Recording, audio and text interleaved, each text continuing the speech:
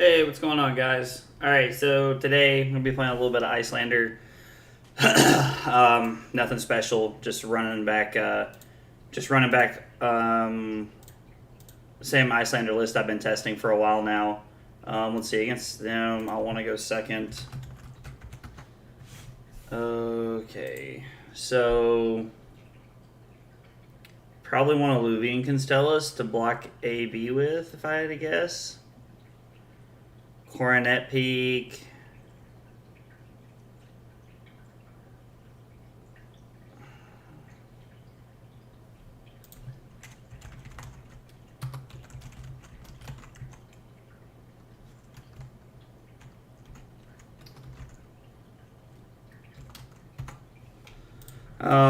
Yeah, so this is interesting. Do I run Alluvian Constellus?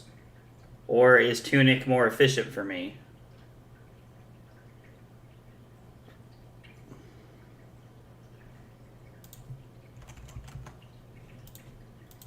Well, my opponent's got a sense of humor, it appears. We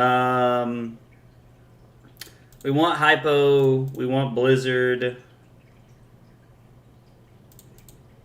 Want Sinks. I don't think we want Pursuit of Knowledge.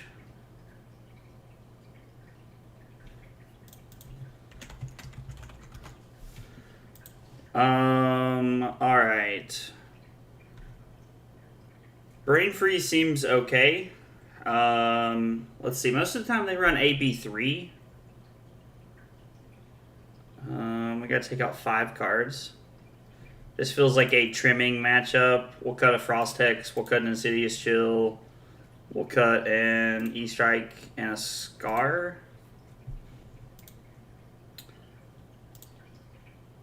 Let's try it with the Constellus. See what happens. I'm not sure that that's correct, but we're going to try it anyway.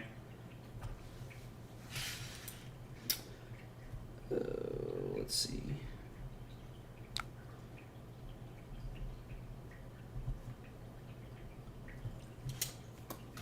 Oh, wow. Pretty good start for our opponent.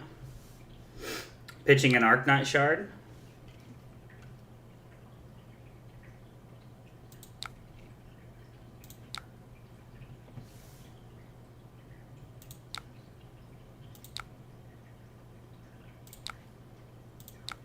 We'll block with the Frost Hex. Like they're probably just going to Arsenal if I had to guess. Like we need to draw 2 blues and one of them needs to be an ice card. Yeah, so they have AB2 here.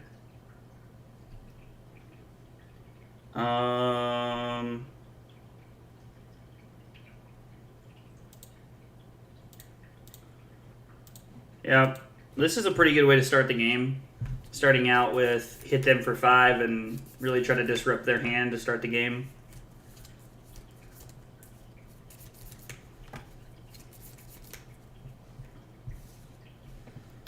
And they paid 2.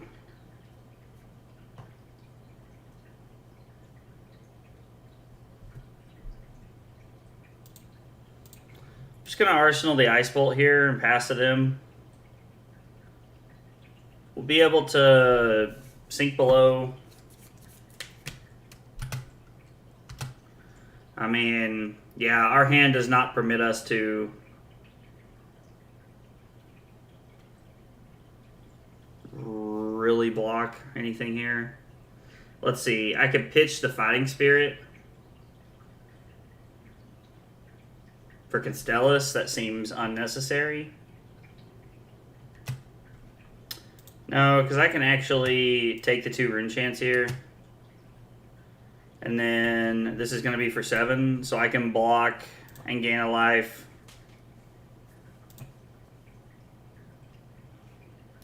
And then sink below. And then I'll just leave the cards in my hand. I'm going to go to 34 here, and I'm going to serve 8. Feels pretty good. The trip red hands there. The triple red hand was pretty awkward.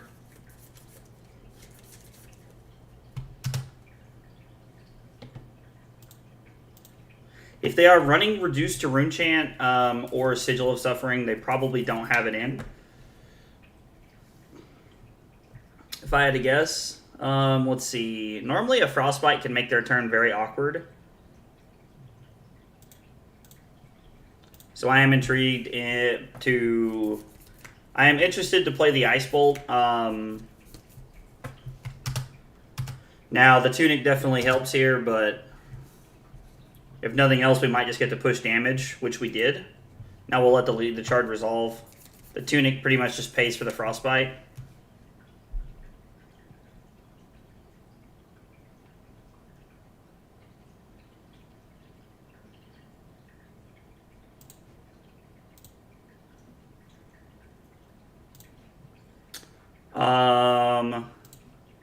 I'll get more prevention out of pitching, or I'll get more block out of pitching the Insidious Chill.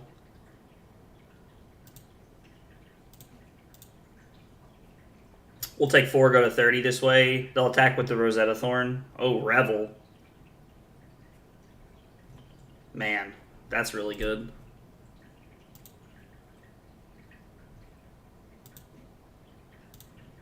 Well, and then we're just going to have to take 0, or we're going to have to pass and take a bunch of this. Now, the good news for us is that this was one of their bigger turns, so not super worried. I mean, like, don't get me wrong, Viscerai will have other big turns, but, like, this is... They didn't even use Mordred and Revel together. They played Mordred last turn. So...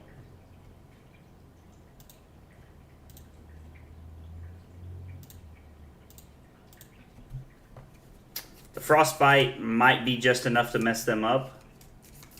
We'll see what happens here.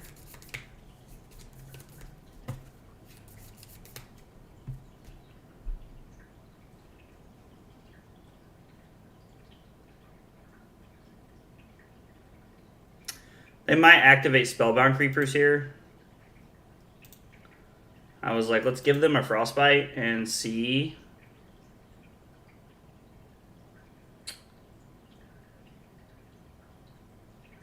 Yeah, so they can't actually activate it yet since they haven't done anything. Hey, Zamoon. What's going on, buddy? How are you, man?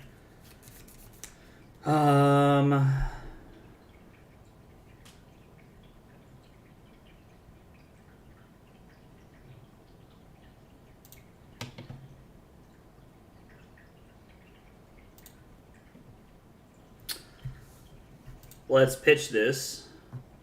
Trying to choose new champ. What do you mean? Oh, picking between Iyslander or Bravo. Both of those are very good heroes, so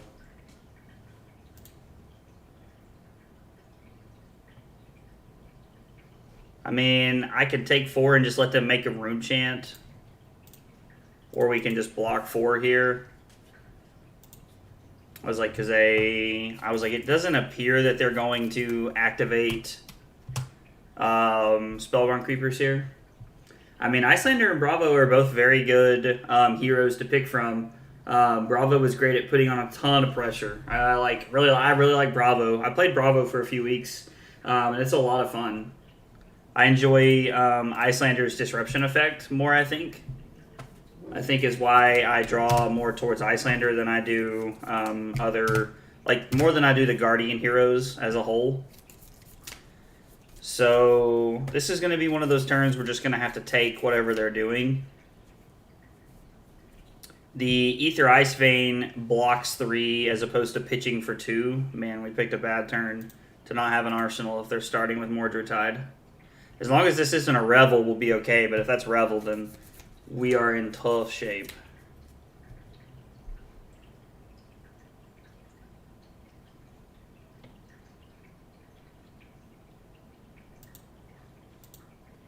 I just want to take this.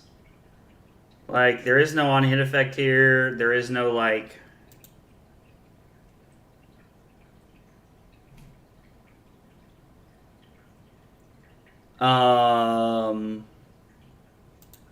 Okay. I wasn't ready for that, and they can destroy my amulet device. It's actually pretty good.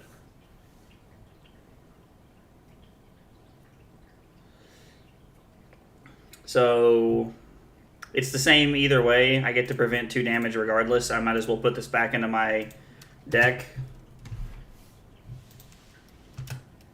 Because the Thorn's only attacking for 2, so I'm preventing 2 regardless. Yeah, that's a tough spot to be in. May I suggest Katsu in this dire time? I figured you might suggest Katsu. Your opinion, Phil. It seems that your opinion is a little skewed on the topic there, Billy. No, Katsu's pretty good, honestly. I am worried about playing against Katsu at ProQuest season, so it's definitely something to think about. I am worried about running into Katsu.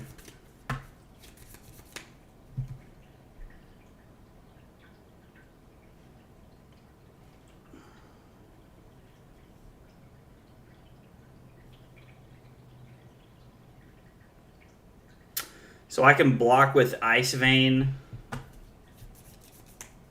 and Sink Below.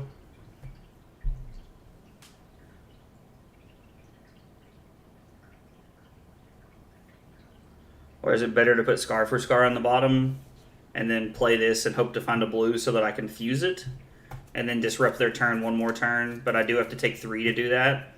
I think me taking nothing here is better.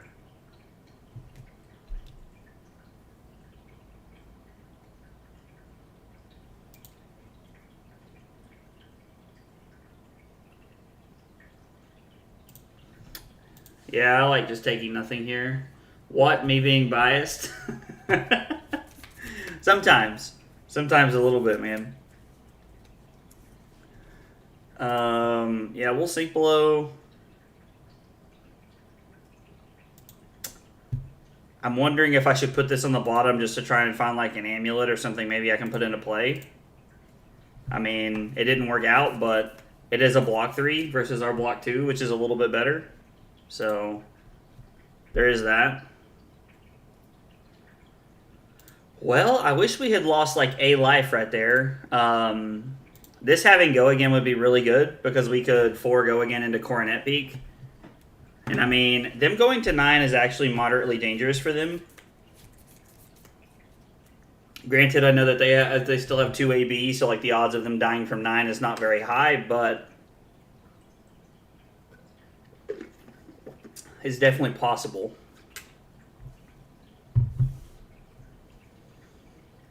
Oh man, God, I went and got my flu shot yesterday for work, and my arm is so sore today.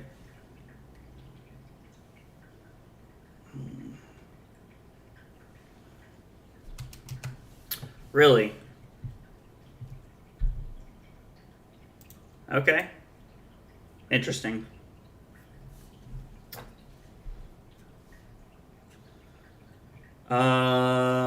So let's pitch the Icy Turtle. They're gonna activate Tunic in response here, I imagine. Yeah. I mean, I'm just gonna save the Alluvian Constellus effect here because basically no matter what they do, like we're just like in a spot where we can Waning Moon if we want to.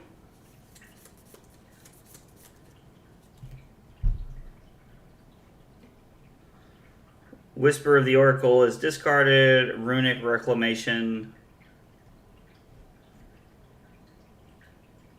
is picked. Okay. Well, that's interesting.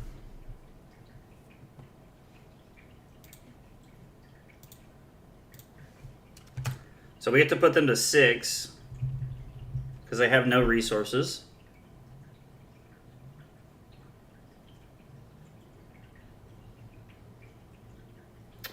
And now I'm sitting here.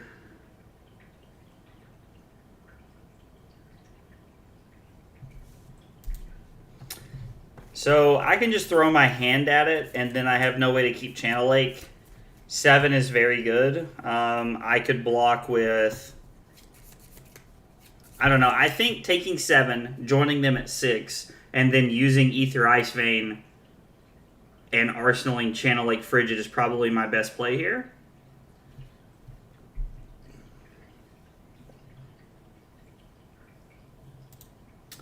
I do think that's my best play. They get to destroy my Channel Lake Frigid, but it's fine. Like, I don't...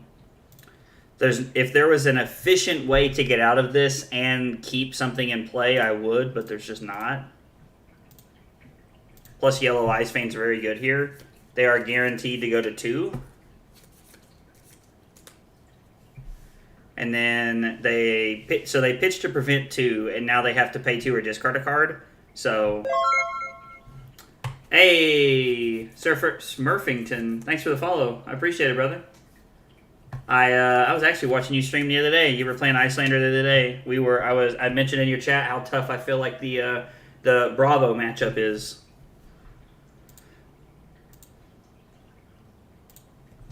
Because I feel like Bravo just puts on so much pressure so quickly. So they pitched that to play Rattlebones. Yeah, Bravo's a pain. Yeah, it's tough, dude. It's tough, that's for sure. So we've seen all 3 Channel Lakes in a row, which is like good and awkward all at the same time. So Rattlebones. I mean, if they put something in play that like we didn't draw a single arcane spell, which is very awkward.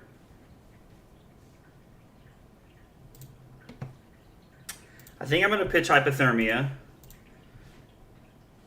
Put Channel Lake into play.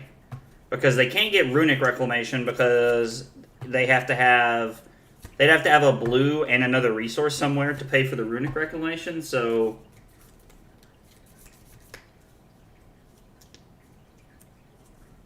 Shrill is also for 7 if they have a blue, which I'm going to assume they do. So they have none floating.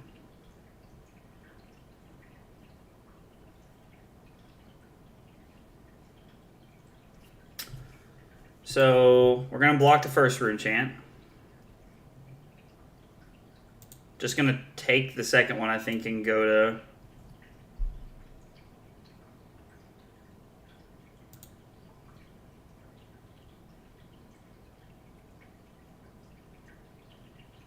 Well, I could put them to 1 here.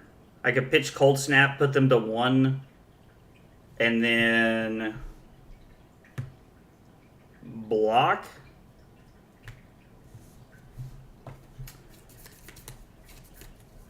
This is Dead to Strider's Frost Hex with a Waning Moon.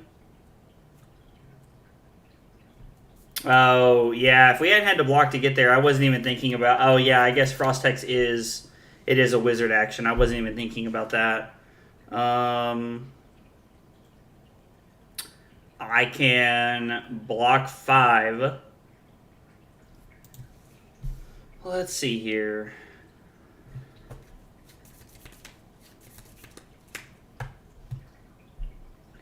So if I block 6 and go to 4, I can Waning Moon them to 1.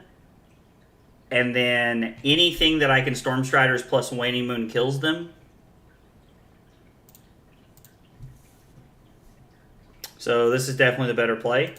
I did miss out on a point by recognizing my play too late. I could have pitched that to save the extra rune chant there. So we lose the Channel Lake here, but we are able to kill them with virtually anything.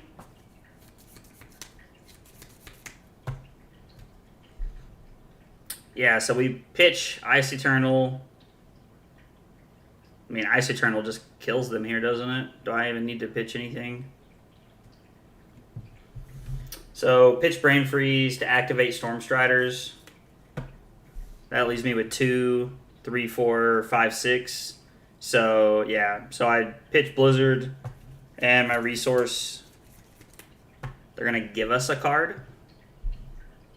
I mean, just makes it easier, I suppose. Even Strider's Brain Freeze turns on Waning Moon. Yeah, there's a lot of ways for us to kill them here.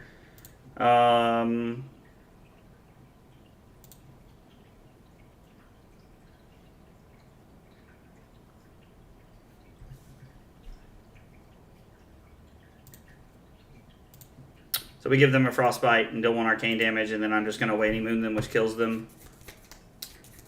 Alright, well, ended up working out at the end of the game there. I do feel like Iyslander is favored into... Viserai. That's at least my experience from the Viserai side. Let's see. We won into the game at 4 and 8 was our average value per turn. Let's see. Ice feels very favored into Viz. Pajamas are OP.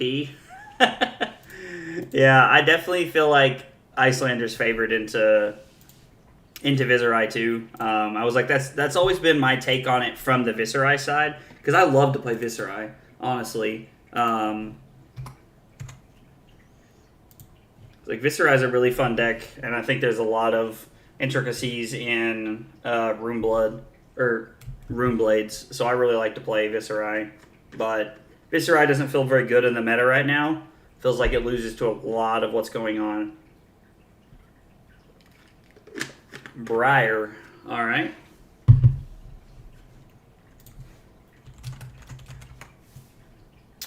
Let's see. I'm going to go second against Briar. Coronet Peak. I think Tunic is better than Constellus here.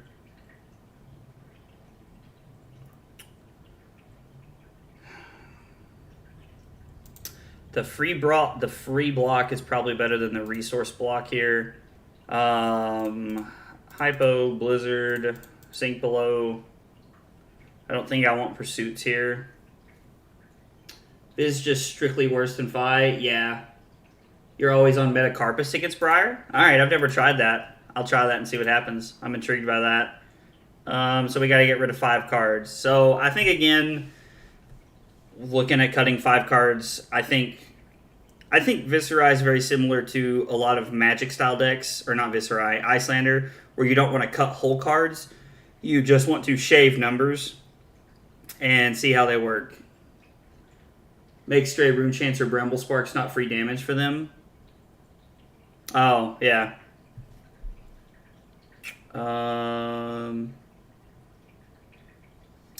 Let's see. We'll cut a Scar, we'll cut an E-Strike.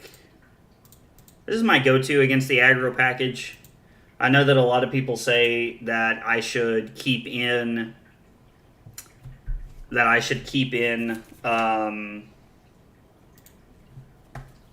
Insidious Chill over Amulet of Ice, but I really like Amulet of Ice because it is a free play from the arsenal. So basically just a free Frostbite, and I really enjoy that aspect of the card.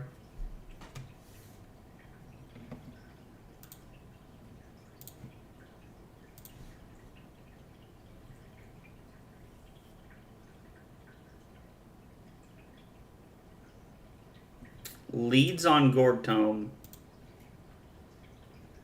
I was actually playing Gorgtome in Viserai for a while, but then I ended up cutting it because it felt...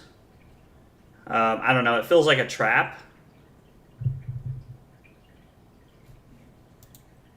It felt like a trap.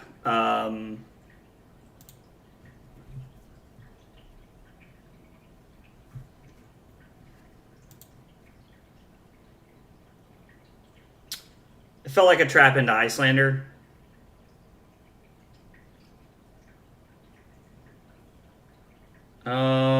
So they have AB1. They're not even playing Crown of Seeds, which is what I've been seeing a lot. So I feel like this is going to be... I feel like we're in a pretty good spot here, opening Channel Lake. So let's go ahead. Let's disrupt their hand.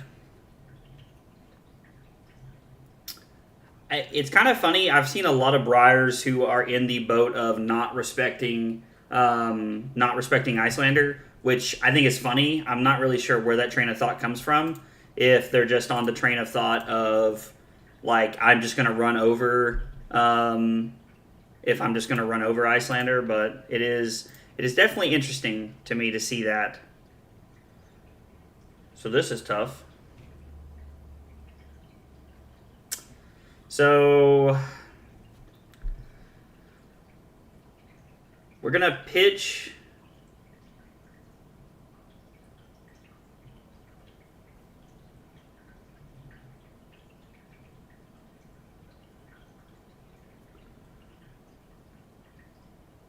And I won't have anything to Arsenal if I decide to play Channel Lake here, but Tome of Harvest is such a good target for this. This is fine. It ends up with E-Strike and Arsenal. Yeah, I guess you could Arsenal the E-Strike because I'm pitching Ice Bolt here to play the Channel Lake Frigid. Or I guess I'm pitching Amulet.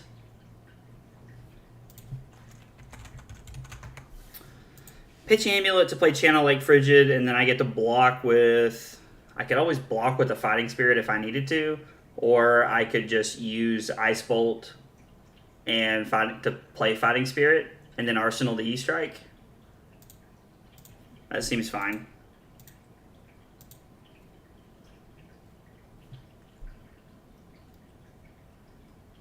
Yeah, that seems fine.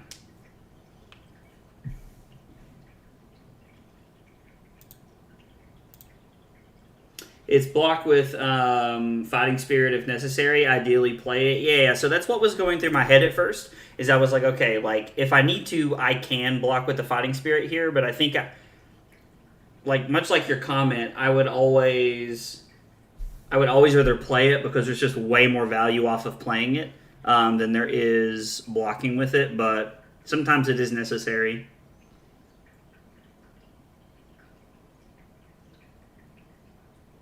Wow. Talk about throwing a wrench in the plan here.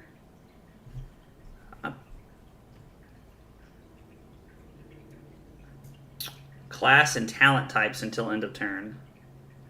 Man.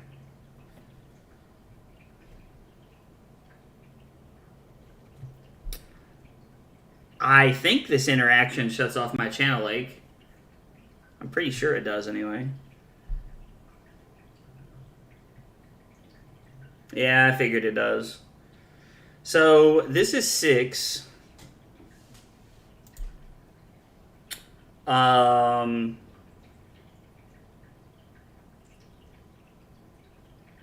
going to prevent the 1. I honestly think I'm just going to take... I think I'm just going to take the 6 here because I still like the idea of throwing 7 and arsenaling the E-Strike here.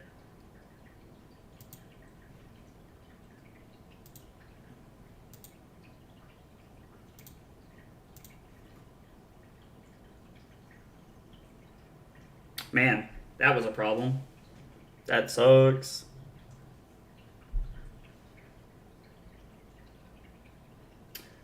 This is send the E-Strike, Arsenal the Bolt. So will one Frostbite make enough of a difference to be able to do that? Because the 1 Frostbite... And I don't have Tunic up to be able to play the Waning Moon. Is it not better to have an 8-point swing here because I attack for 7 and gain a life versus a 7-point swing? And then next turn I have that. The issue is now lacking disruption. Yeah, I agree. Lacking disruption is the problem here, but I just don't know that Ice Bolt is the disruption that we need. I mean, they have 5 cards. I don't know. Let's try it.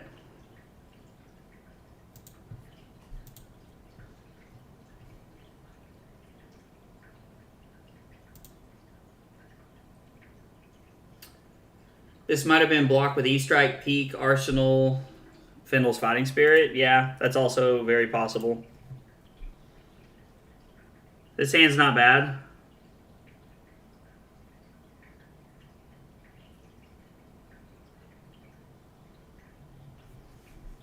They undid their last action. What mode are you picking? Go again? So...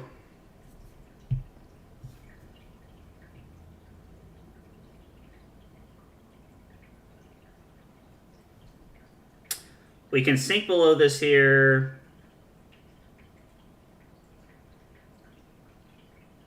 We can pitch Amulet of Ice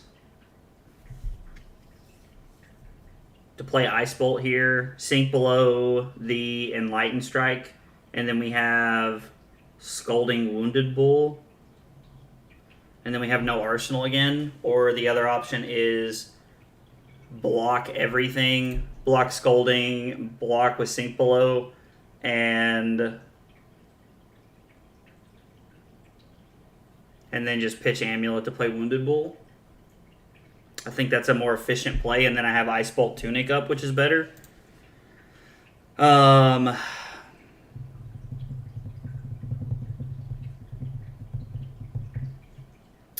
think I'm just going to block with the Scolding here. I take a point of missing out on a point of damage from the Sink Below. I take a risk of missing out on a point of damage from the Sink Below here, but I do think this is better.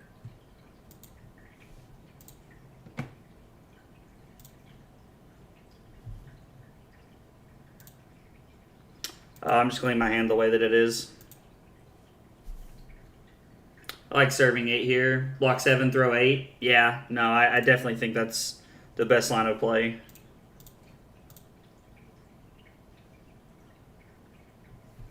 I mean, turns our 4-card hand into a 15...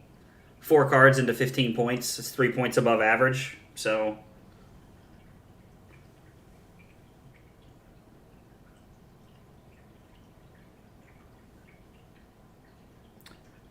And they block with a Snatch. Interesting. So they take 4... Go down to 24.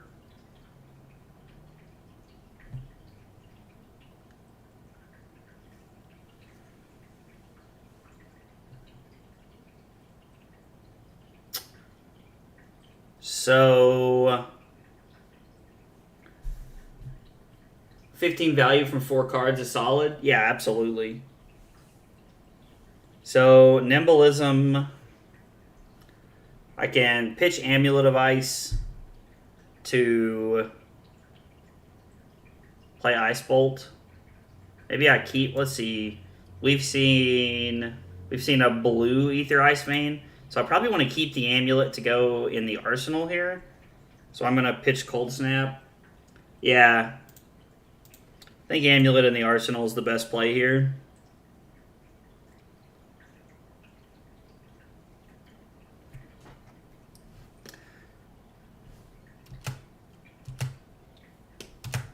I was like, we might be lucky enough where the Frostbite throws off their turn. They just took the 3. They're playing Amulet of Earth.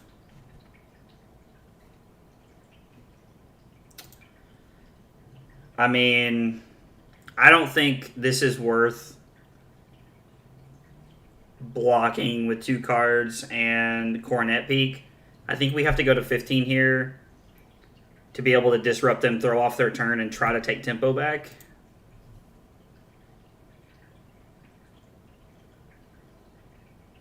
Agreed. All right, cool. I mean, if we're on the same page, then that's good. And they did have go again because of the embodiment. And then they're just going to 2-2 and 1 us.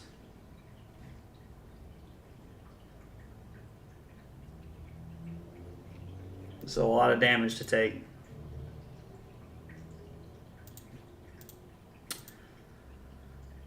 That is a lot of damage to take.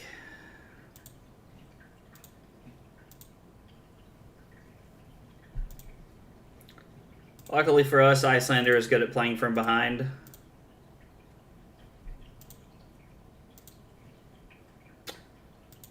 Pitch this for Vildis, and then we'll Arsenal it. We need to hope to draw another Ether Ice Vein here. Oh. Yeah, like getting cards out of their hand is good here. Blizzard is also very good at ending a turn. So right now it looks like Amulet of Ice.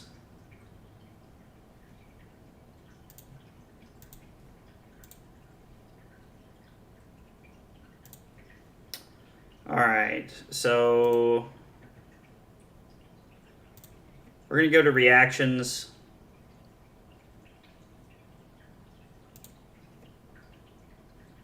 I'm going to keep this. And we're going to Blizzard the Lightning Surge because it was played from Arsenal, so it has go again. Shutting down their turn here. Sink Frosting, I think. Okay, it definitely could have been worth. I was thinking Um,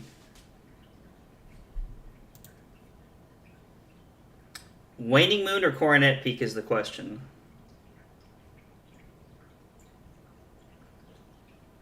Their card's worth 3. Waning Moon's worth 3. Moon? Alright. Moon it is.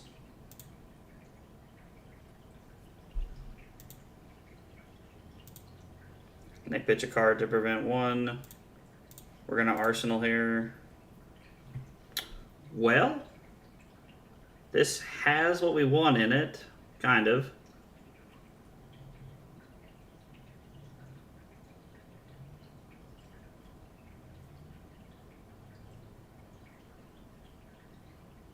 So they're going to draw a card and pick Go It, and then they're going to use Snapdragons here, which is going to leave us in a really bad spot. Oh, Surge was played from hand? I thought it was played from Arsenal. I wasn't even paying attention. Small things like that I don't notice when I'm playing on the online client that I would notice in person. So I can block 5 here with either Ice Vein Scar for a Scar and then have 8 left. Or I could pitch Scar to play Polar Blast.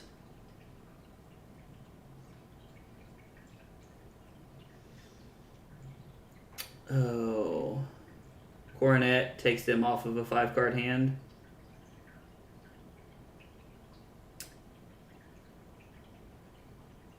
This Iyslander is bad. Yeah, I wasn't a huge fan of Moon there. I definitely wanted to Coronet Peak, I feel like.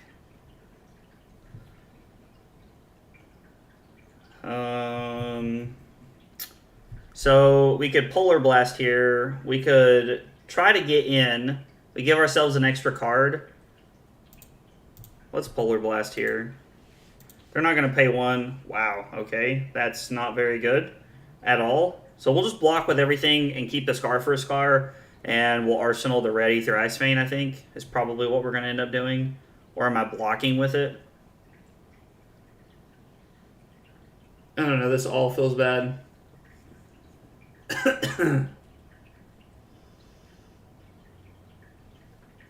Yeah, they'll never pay for Polar Blast there. Polar Blast says give them a Frostbite draw card. Turn on Waning Moon.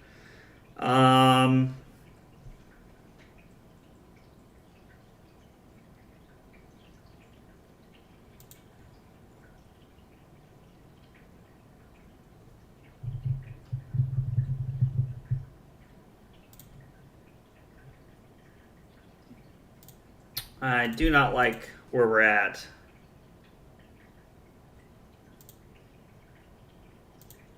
At all. In fact, I'm afraid we might just be dead. Them having the Erase Face for the Channel Lake was very good at the beginning of the game.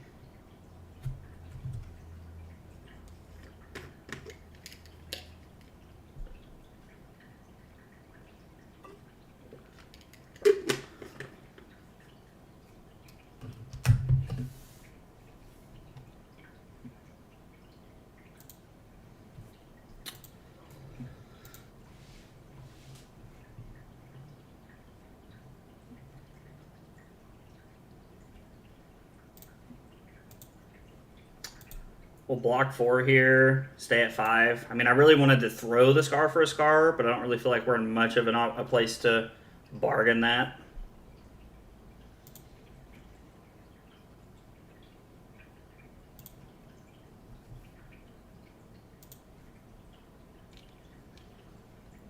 This is tough.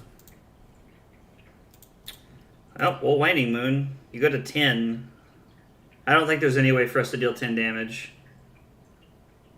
Hey, what's going on, Sergey? Yeah, there's no way for us to deal 10 damage here.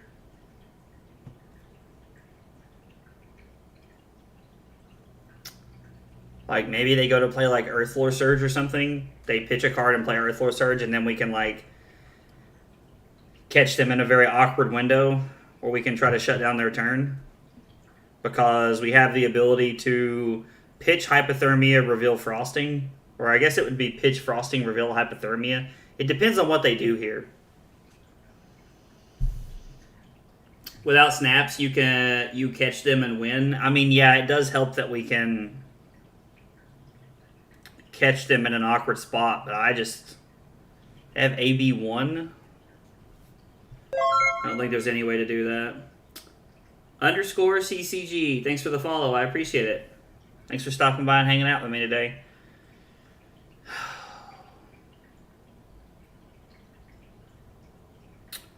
Pay 2 or discard a card twice.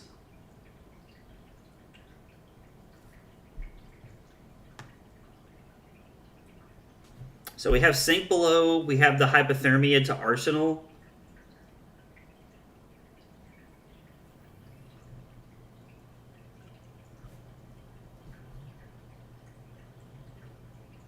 I think we have to try and shut their turn down here.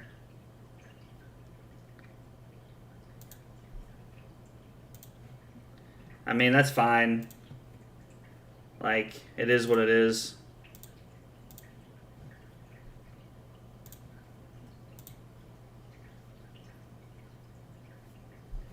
They lost 2 life.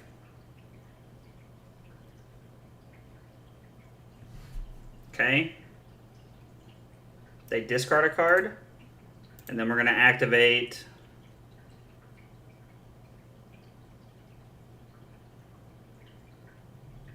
They're going to discard a card again. Okay, so now they have a Rune Chant. Now, we are in the unfortunate spot here of... The Sink Below is very good for us.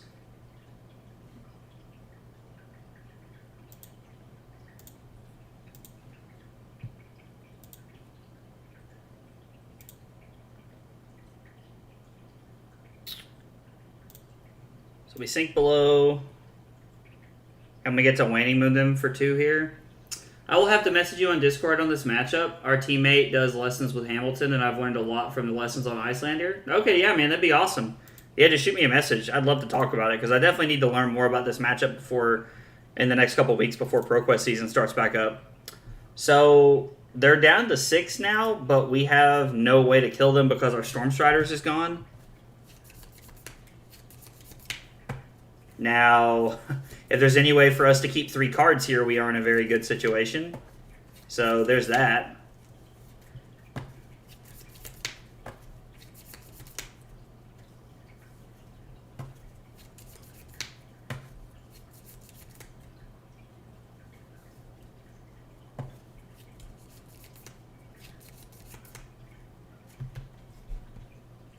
I was like, really? That's their whole turn? I was like, man, that's not scary at all, honestly.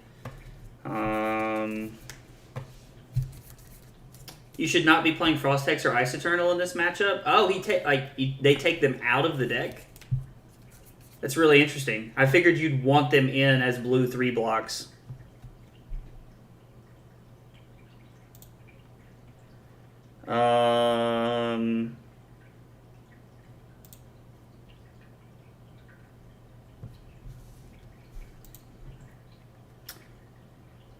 Okay. So they decided to do this and keep their cards.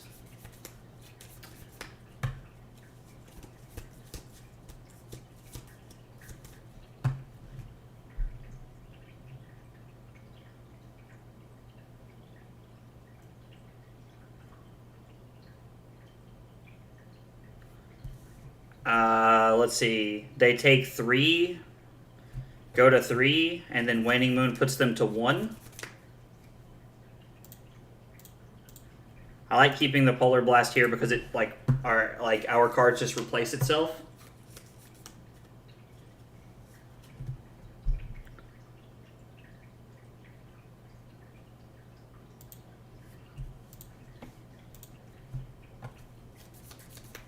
Pitching to Heart is also very good right here. Man, talk about Heart coming in at a clutch time.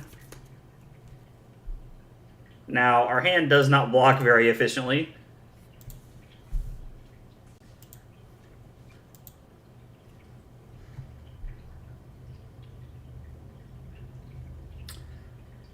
I'm going to go ahead and Waning Moon them. Force a card out of their hand. I mean, maybe I'm supposed to wait and maybe I catch them like in an awkward position, but I definitely think it's better to force a card out of their hand now. I guess there's always a train of thought that maybe they're able to prevent and pitch lethal, and that me using my 2 resources there is going to kill me. Not likely, but it's possible. So they go to 1, which means they're dead if they don't kill me.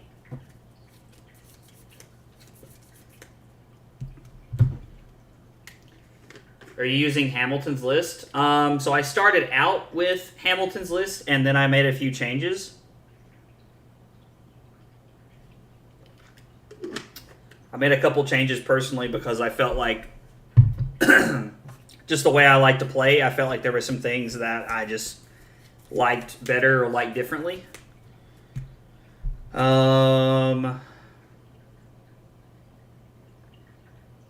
So let's see. I mean, I just need to block 7 Arsenal Brain Freeze, and I just win the game.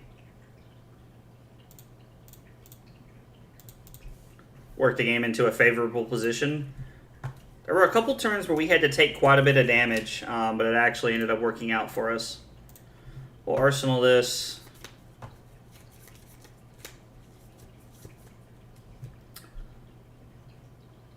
They are going to pitch into it. Well, we're going to reveal Hypothermia, and then I'm just going to go ahead and activate Hypothermia, or activate Waning Moon. And unless they're holding like an Oasis Respite, this ends the game here. Watching the VOD on the other stream, Hamilton doesn't play Bull, Ice Eternal, Frost Hex, Pots, E-Pots into Briar. I don't have E-Pots in. I mean, I would definitely say whatever he is doing is more correct. Like, by a long stretch. Like, I wouldn't compare what I'm doing to what he's doing, but it is interesting to know that he doesn't... he doesn't play Bull into Iyslander. Ice Eternal, Frost Hex, or E-Pots. I'm curious to know how he keeps enough blues in the deck to function. That's very interesting. Bring in Blizzards, Hypos. Did my opponent seriously disconnect before the game was over? That's just BM. I can't stand when people do that kind of stuff. There is MNR podcast episode on sideboarding Iyslander. So I actually started listening to one of their episodes. I didn't realize that Michael Hamilton had a podcast, and I started listening to his podcast the other day when I was at the gym, and I didn't get to watch the full episode or listen to it, but it looks like they have quite a few episodes. I was gonna start like digging into like his podcast and like really see like what all they had on there. So it's cool to know that he has a sideboard guide on there. Thanks for that. I appreciate that. I'm down to play a game versus you on this matchup. Yeah, man. If you want to play, let's do it.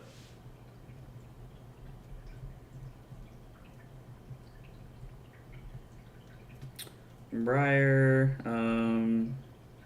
I went second. 1, ended the game at 2, and 7.9 was the average value. So for everybody who doesn't know, I have a little notebook that I keep all of my games in for all my testing purposes. So I have Iyslander and Control Dash like separate notepad pages because that's what I'm looking at doing right now.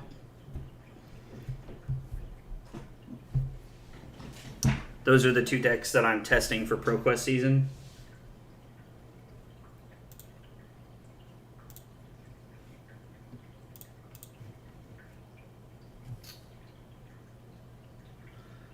Making lobby for me called Zach. I love it. It's pretty on the nose. I'm down for it.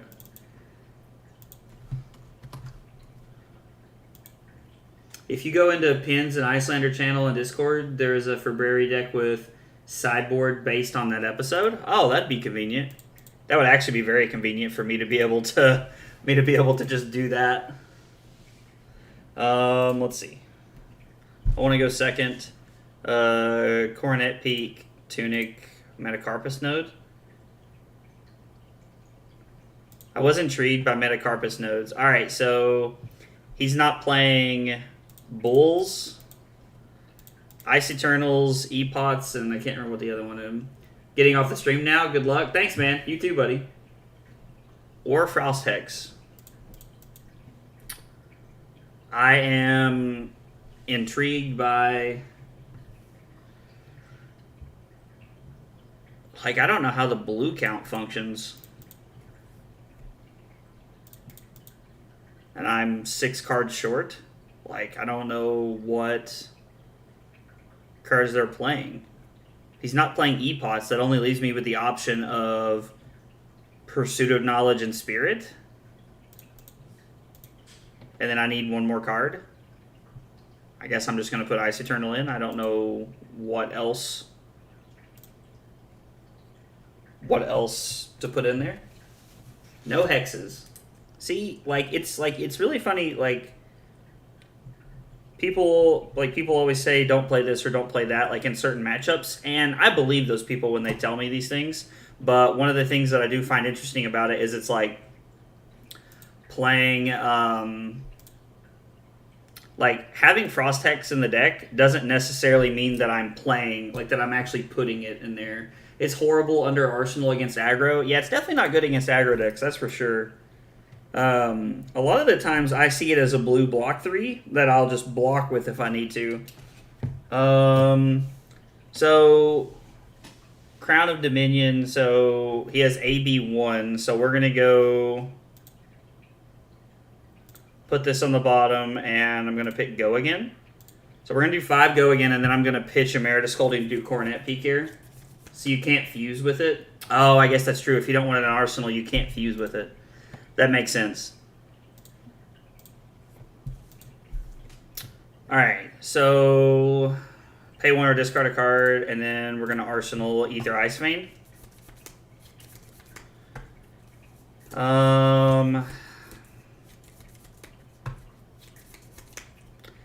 I almost kind of just want to block with the Ether Hell here and fuse during my own turn to try and keep tempo during my turn, because I can pitch Heart, fuse, I can play Amulet, reveal Hypothermia.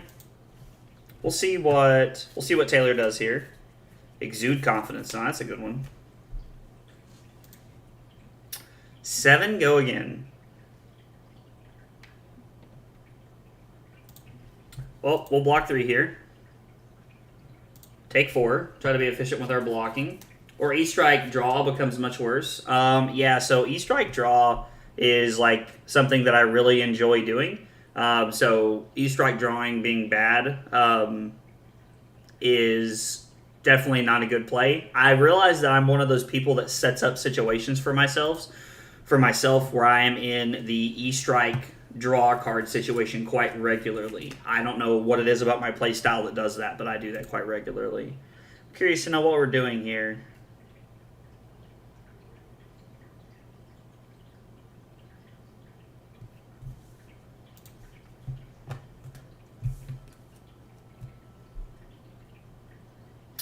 So I'm going to play Amulet of Ice.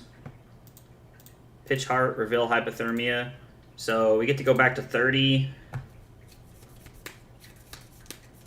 And we get to, again, tax Taylor's hand.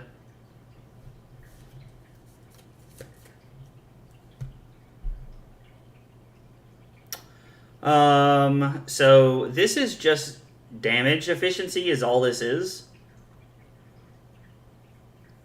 Man, Channel Lake is so good here. So I can... Taylor knows I have Hypothermia here, so there's no reason he's going to use Snapdragons. So this card is just a 0 for 4.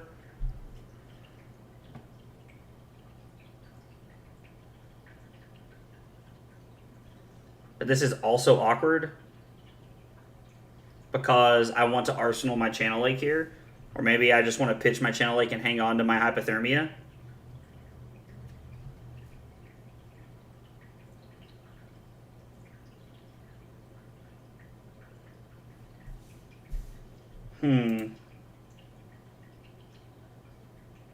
I'm just going to say no blocks here.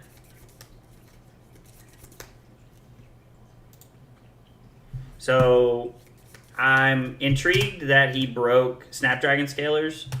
I guess he was just going to force me to use it, was probably his thought process. It's super strong on average, so why not? I assume you're referring to me talking about how I like to use Iyslander to draw a card at the end of a turn. Yeah, and that's pretty much been my logic on that, is that most of the time I'm going to end up with a decent arsenal card. We're going to give you 3 Frostbites here and deal 3 arcane damage to you.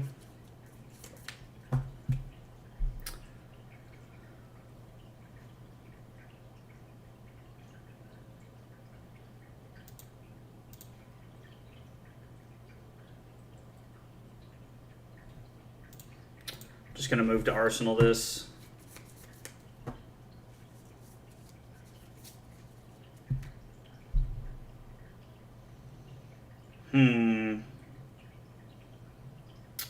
So I can block.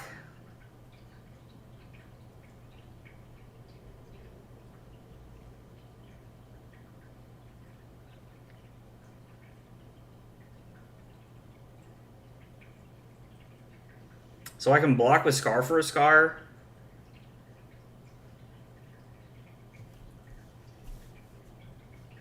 Just to be able to use my Sink Below. Is that worth it?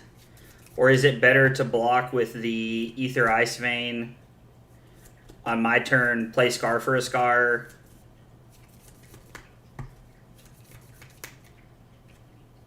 and then activate Coronet Peak by over pitching? That is probably better. Let's see, because then they can pitch a blue. Taylor pitches a blue here. Taylor pitches a blue. You probably can't use Sink Below. I mean,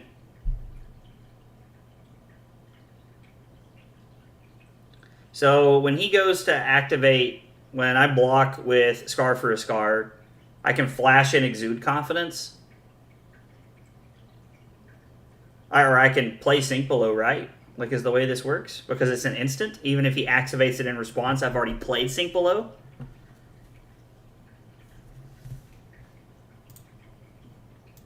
I think this is a better play. No? Huh. I mean, I believe you. That's just intriguing. And I'm curious to know why that works that way.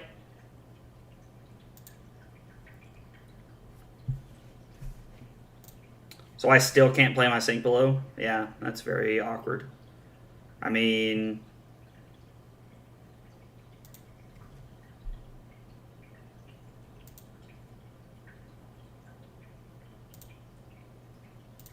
yeah, that's really weird. Ending up with a trip red hand on my channel late term is very awkward, but it is what it is. And we make do with what we can. So, Scar for a Scar.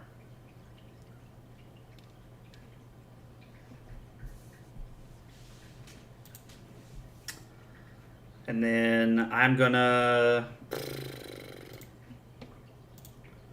overpitch for Coronet Peak here. We're getting 2 cards out of our opponent's hand. They have a before reactions. Oh, they have a window before reactions. That's interesting. We'll go channel them that. So we're gonna pitch Ice Bolt here.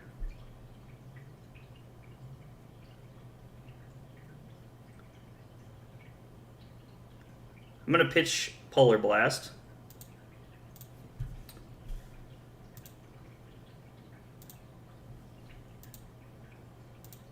So Channel Lake is now in play.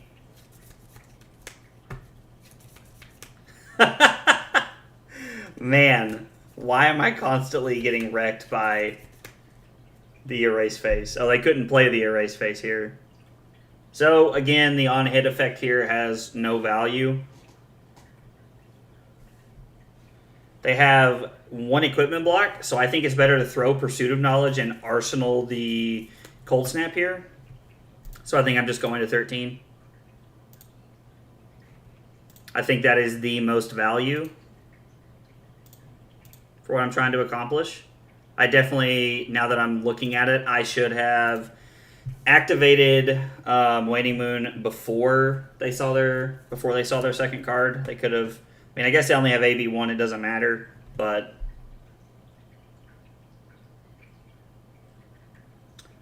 Pursuit, pitch Cold Snap, or Lord, Pursuit, pitch Ice Bolt.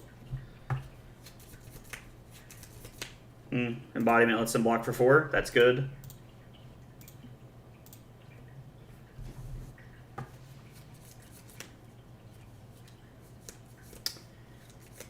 In what world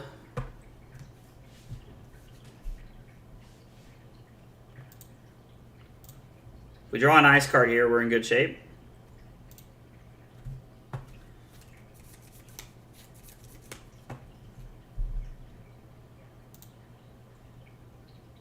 I mean, I really don't want to sink below that. It's very awkward.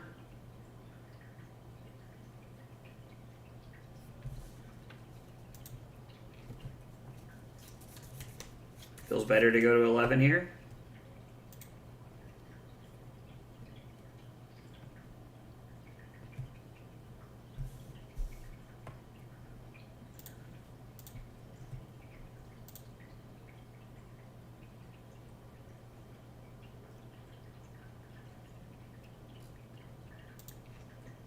So drawing the Insidious Chill was also very good. We're going to pitch the Frosting to play Insidious Chill and then pitch Ice Bolt to activate Waning Moon. And then Arsenal to sink below. We get to keep Channel Lake out for another turn. And we have a defense reaction in our arsenal. So now we're blocking with the yellow Ether Ice Vein.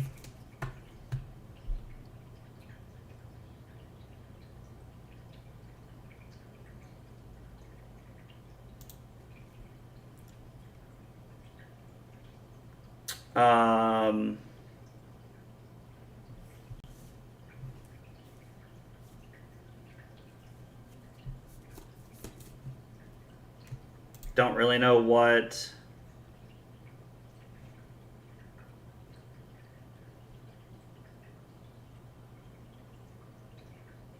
target sword or dagger, and it's a sword. All right. Well, that's fine. We're still only going to take 1 here. So we pitch Emeritus Scolding, ready through Ice Vein, reveal Ice Bolt, and then we pitch ready yellow 1 to Waning Moon them. Arsenal the Ice Bolt. And we have our Tunic counter coming up. Okay, that seems fine.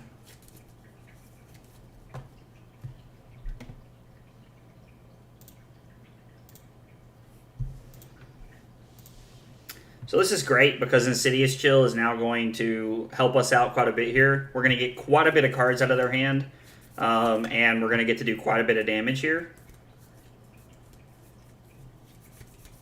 So they discard a card. I mean, we'll let this happen.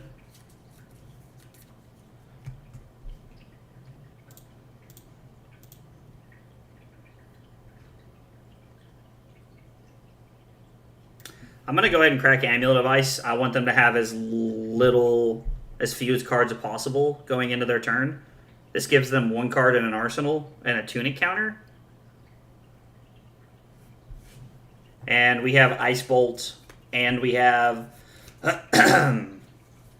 Tunic to be able to use Waning Moon during our turn. Feels pretty good.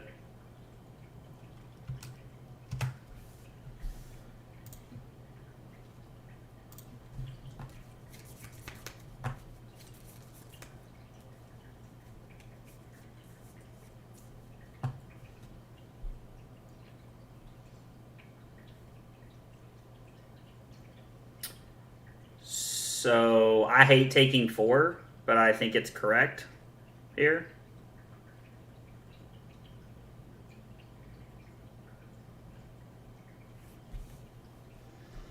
Yeah, I'm not a big fan of taking 4 here, but I definitely think it's correct.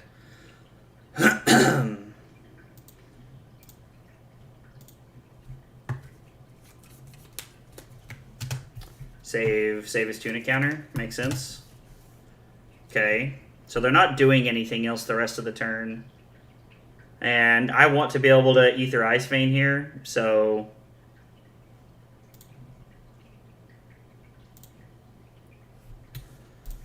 I'm going to go to 6, and Taylor goes to 12.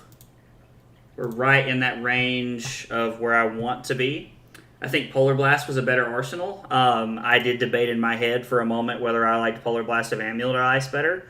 I really like the effect of Amulet of Ice, but at this point in the game, having an extra card is probably more relevant.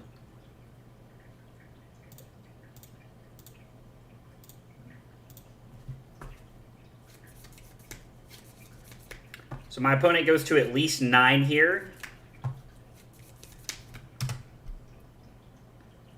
So they discard a card.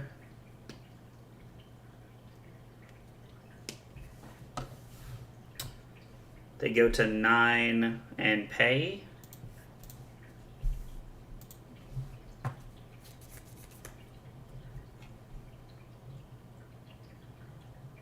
Nothing is revealed. So, whenever you attack with it, it deals 1 arcane. We need to be able to go into our turn with with Ether Ice Vein in our hand to be like and play it. Now I think that looks like blocking with Frosting here because we can strip most of their hand.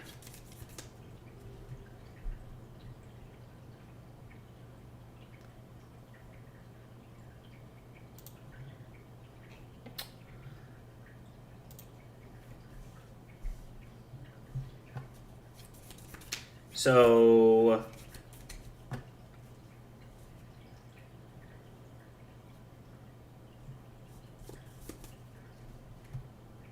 block Frosting, go to 4.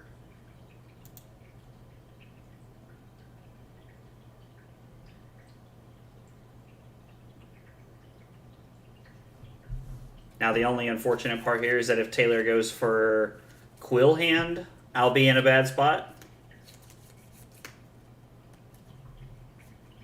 Of course, I guess it depends on what color the card is in his hand is. Respond to Embodiment. Oh, yeah, I always forget I can respond to Embodiment. Well, let me rephrase. I don't forget I can respond to Embodiment when I'm playing in person. I forget that I can respond to Embodiment when I'm playing here. So they played Bramble Spark and Ravenous Rabble. So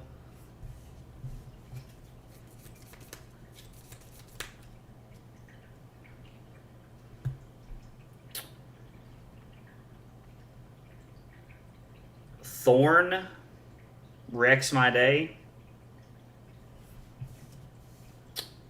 I can block with Tunic here. No, I can't because I need to pitch for AB.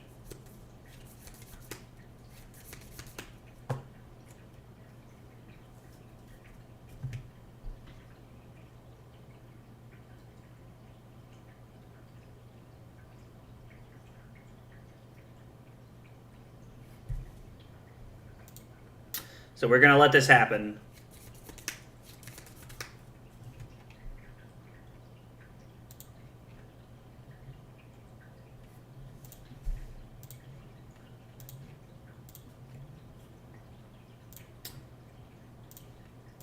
I'm going to prevent 2. And then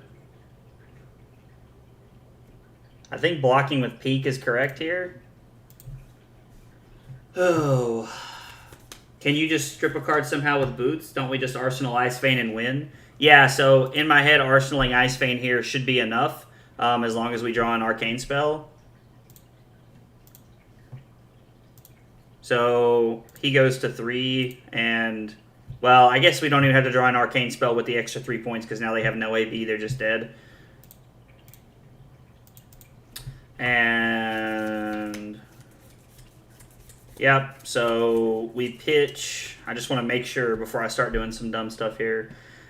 Pitch, Pursuit of Knowledge, reveal Ether Hell to play this. We'll pitch Sink Below to activate the extra point here.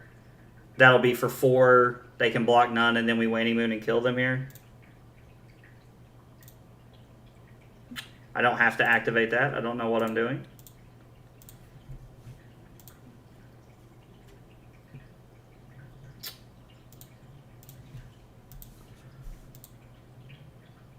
And then I am going to pay the 1 off of Metacarpus nodes and win the game. Well, that ended up working out.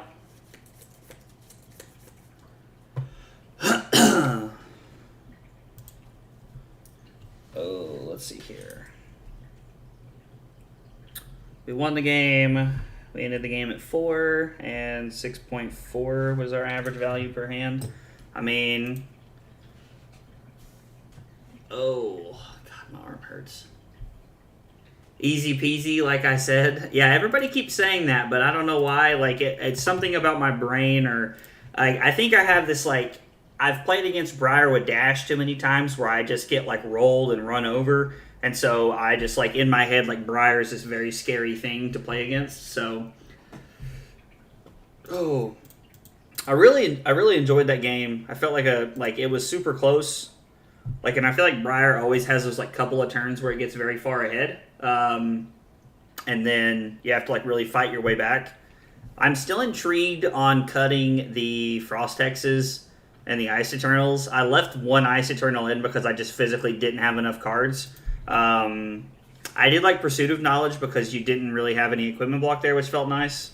So, hi and good luck against Dash. I guess I'm still going to go second. Let's see. This matchup is so hard for Briar. It's the reason I might not be on Briar. Oh, okay. I mean, I'll take your word for it. You know a lot more about Briar than I do. I think Briar is very favored for us. Like, what is a better matchup except Arachne, maybe? I haven't played against Arachne yet, playing Iyslander. Do you guys feel like Arachne is, like just has no chance against Iyslander? Oh.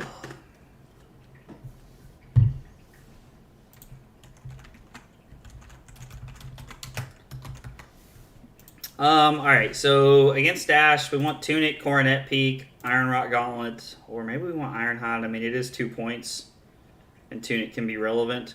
I think this is better for the Combustible Courier.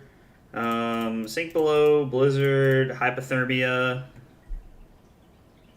Leaves us with 5 cards that we're trying to cut. Let's see here. I mean,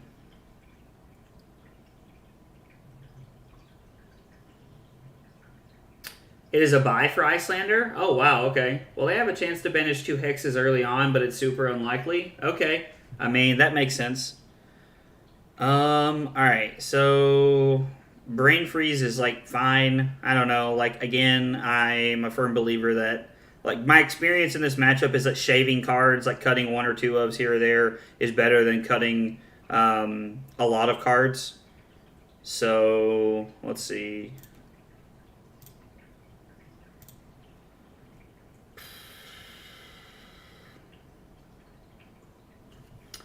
I don't know that you want Energy Potion. I mean, maybe you do. I'm not sure. They have AB4, so maybe I'm just supposed to cut Yellow Ether Ice Veins, right? Now they have AB3 most of the time, so Yellow Ether Ice Veins are back in. I don't know. Let's try it like this.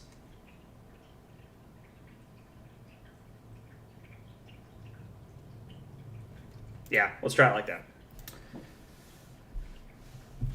I should probably actually sit down and take the time to make and watch Hamilton's full video and make sure that my sideboard guide is like equal to what his is. Okay, so I feel like this person has played this matchup quite a bit because they are starting on Chamber. As a Dash aggro player, if you start on Pounders, like you just basically can never win the game, in my opinion. I was like going all out on turn 1, huh? Okay.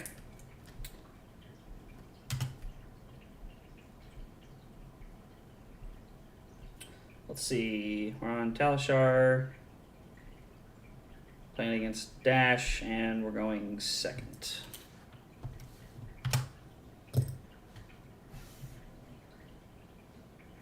So I'm going to throw Storm Striders, and I'm going to block 3 here. Like, the more cards they want to throw away here, the better as far as I'm concerned. All right, so you're committed to getting a piece of equipment for me. That is very unfortunate. I think I'm just going to sink below here, like, as crazy as that might be. I want to keep the yellow Ether Ice Fan in my hand as much as possible. Or the red Ether Ice Fan, I mean. Does not help that much against yellow Ice Fan, as they use 2 cards anyway. Okay, no, I guess that makes sense. Like, well, there's no I guess. It does make sense.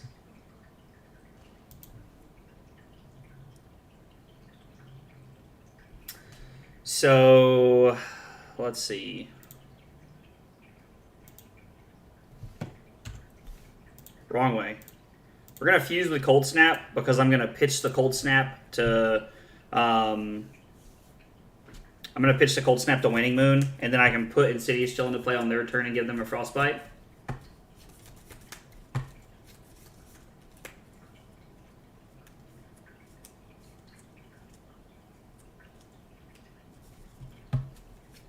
What he said.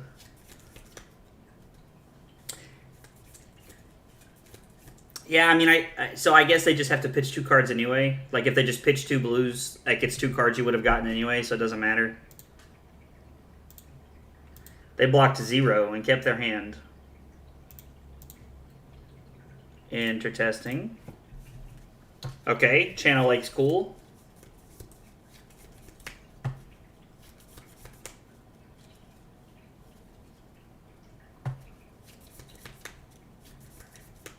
It just saves them health and disrupts their turn just as much. Yeah, I mean, the saving them health is something that's a little concerning. Dash can kind of fatigue Iyslander in my experience.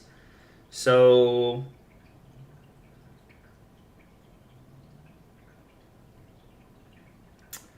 we pitch Ether Ice Vein to play Insidious Chill. Because we're not going to get the effect. It's just going to get rid of 1 card here.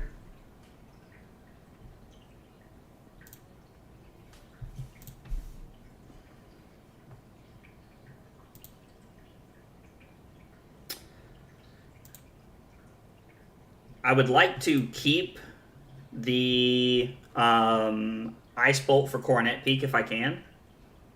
I'm going to play the Sink Below here.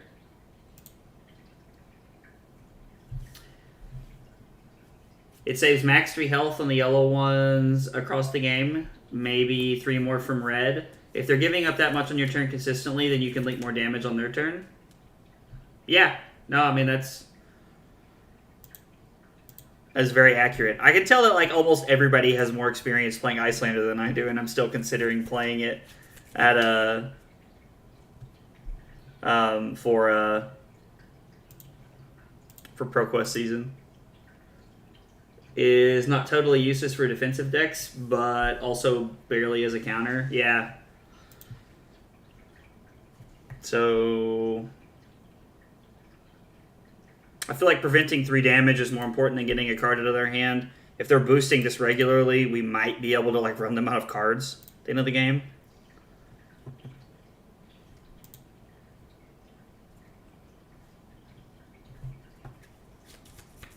Yeah, they're using their heart very aggressively, too.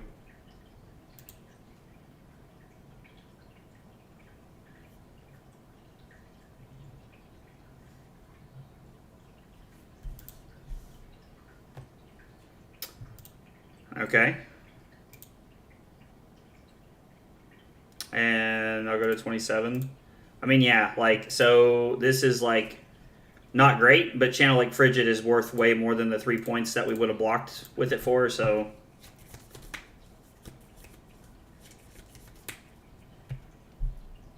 See, now this is awesome because they try to pistol a bunch of times, and this just shuts their turn down. So We can block with Frosting, and then we can throw Wounded Bull at them for 8 and keep Channel Lake around. Seeing the Purifier banished is good. Oh yeah, seeing that get it thrown out is awesome.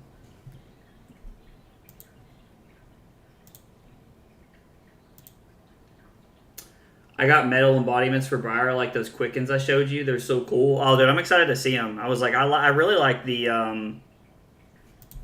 that was like the ones you had the other day, the tokens that you had bought. Those were pretty sweet.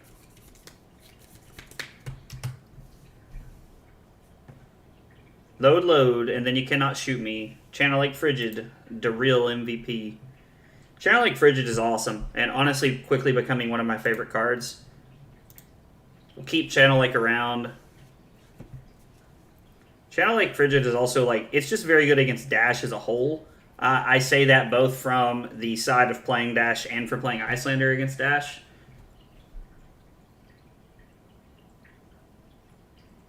So they're going to block it out. I mean, that's fine with me because, like, it just...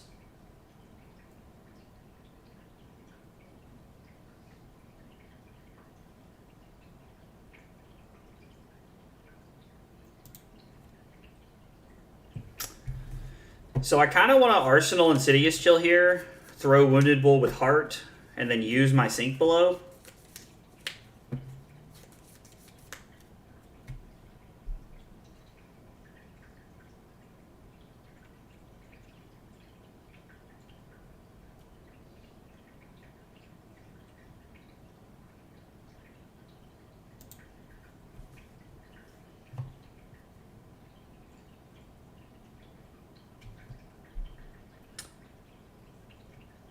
So they could throw like a 1 for 4 here at the end of the... Well, they could throw a zipper hit if they wanted to. Or not a zipper hit. They could throw a 0 to 60. I'm going to save my Sink Below for whatever they do second. Because if it's a blue and they pistol again, I'm blocking the same amount of damage this way. But if they happen to throw like a 0 for 4 or a 0 for 3, I'm saving a point off of blocking the Sink Below. Now, I guess them not playing anything was the downfall there.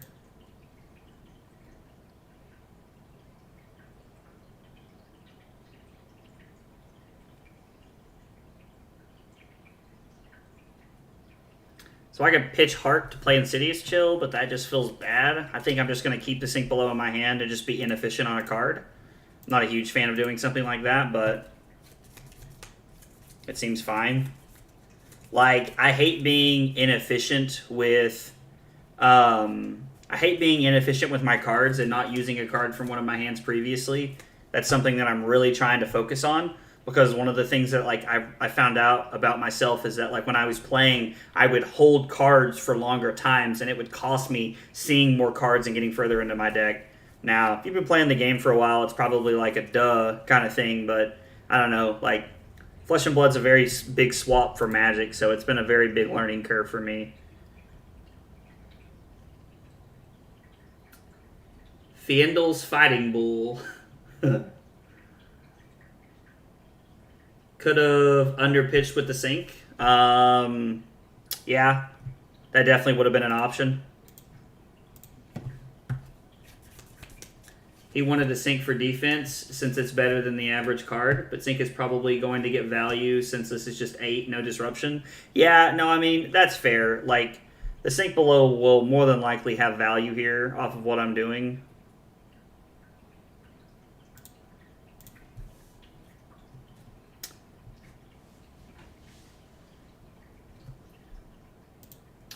So if there's any way for me to get to my turn with the Brain Freeze holding Amulet, I think that's actually not a bad line of play. Because I get to strip their turn, basically. And they don't really get to do anything with it. They don't really have much of a turn, and I still get to Arsenal Amulet of Ice.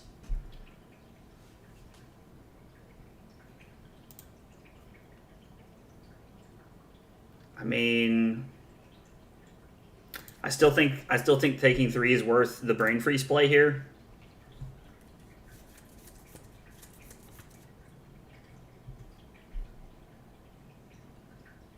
Well,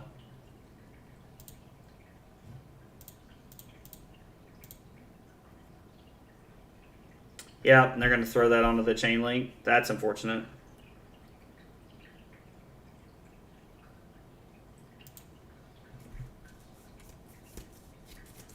That is unfortunate.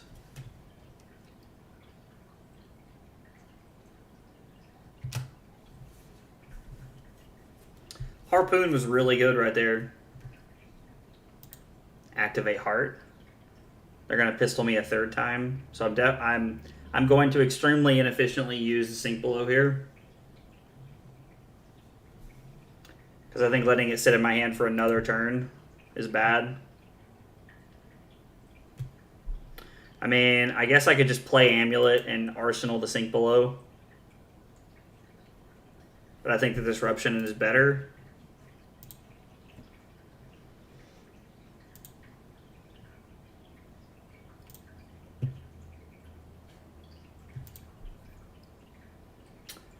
I like having the Amulet and Arsenal. I mean, maybe I should have sunk it to try and find another channel like Frigid. Or a Disruption spell that I could have arsenaled. Because while Amulet does have Disruption, it's not the most disruptive thing in the world.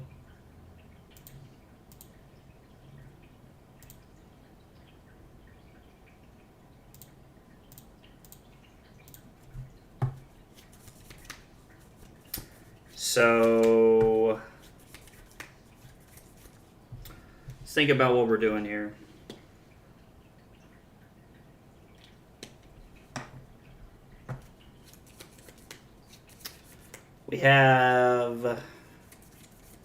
We're definitely going to play the Amulet. Is it worth blocking with the Fighting Spirit to strip their hand and then having Cold Snap and Arsenal? Like, is that...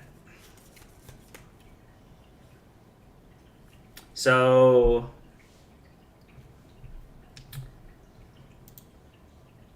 Man, I just hate to take another turn off where they just kind of get free reign.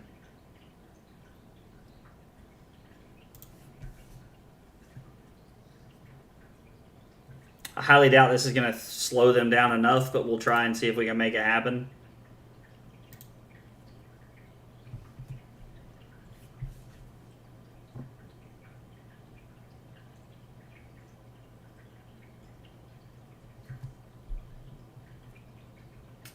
The Ice Fang because of Chills and Amulet on board. Yeah, I mean, I'm thinking the same thing. Like, I think Amulet is unlikely to be valuable here. I would have used it to crown an Arsenal Sink.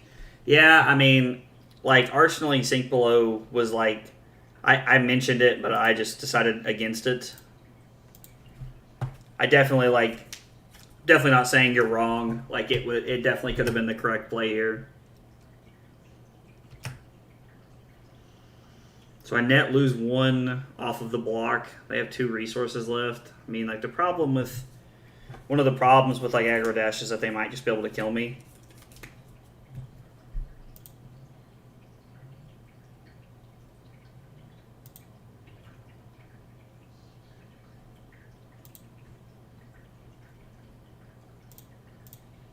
I'm just going to reveal 2 cards. We'll take 4 here. That's the 3rd Harpoon, isn't it? Yeah, because they boosted over 1. And then they're just going to pistol me. Probably twice if I had to guess here. So you can block with everything else. You only considered playing the Amulet, not crowning with it. That is true. Yeah, that is true. I do very heavily prioritize getting the Amulet into play versus... pitching it back into the deck. You are 100% correct about that.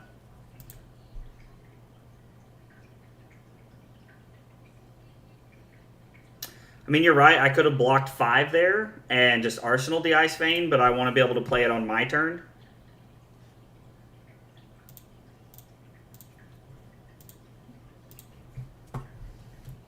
I think playing it on my turn makes their options a lot less efficient. They have extra resources they can play with during their turn. So that's where my thought process comes from there. Is Talishar lagging? Yeah, okay, it is.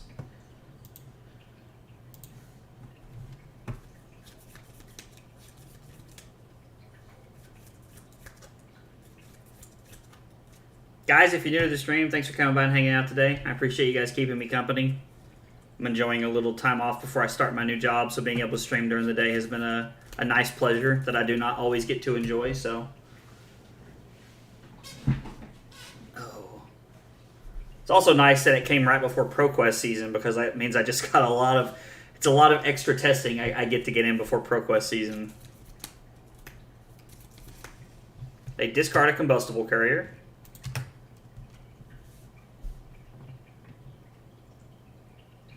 Did they discard 2 combustible couriers? They did. So if they pitch a card,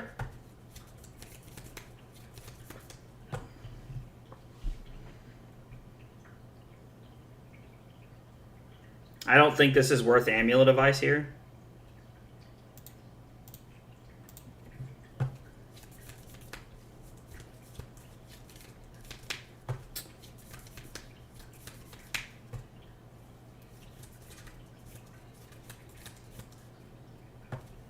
What an insane hand. Yeah, I know, that's what I was thinking too, is that my hand looked very good.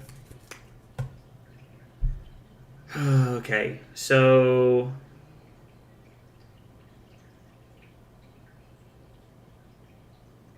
I mean, am I just doing the same thing again here? See, I always get so caught up in these situations. This is one of the, like, I don't know, like, this hand... I can look at this hand and understand that it's very good, but there is something about this hand that like gives my brain a stroke, and I'm not able to process what I should do. Like, should I use Tunic to Cold Snap here? Should I pitch the Fighting Spirit to Cold Snap? Tunic Cold Snap first. Okay.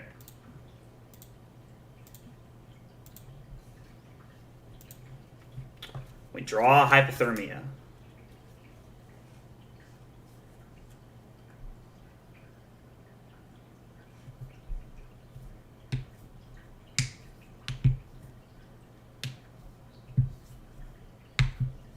Now assess? No, I mean, that makes sense. I'm thinking pitch the Blizzard to Waning Moon. It's free damage. And then...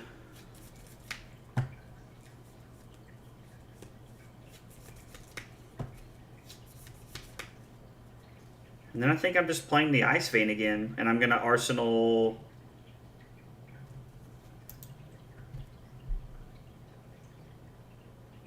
I don't know. I don't see a way where this doesn't end with me arsenaling like the Fighting Spirit here.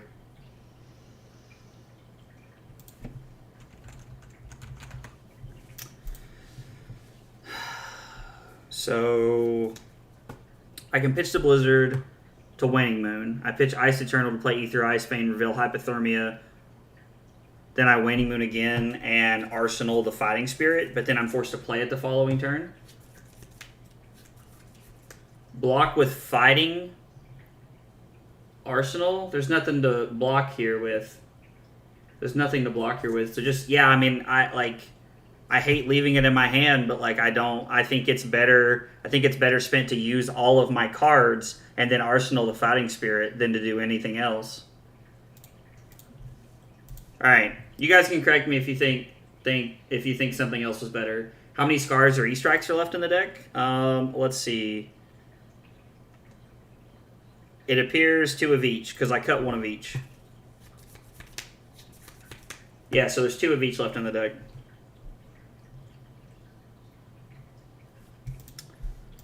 So the turn ends. We're going to go pitch Hypothermia. Let this happen.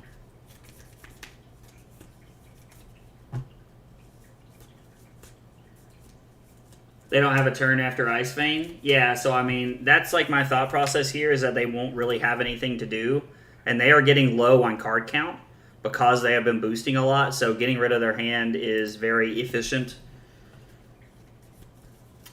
Yeah, I mean, I think arsenaling the Fighting Spirit here is the best line of play. Hypothermia is a tempo card, and Hypothermia is a tempo card, and we have tempo right now, so I don't think I want to arsenal that. They go to 21. We're going to go Ice Eternal, then that. We're going to arsenal this.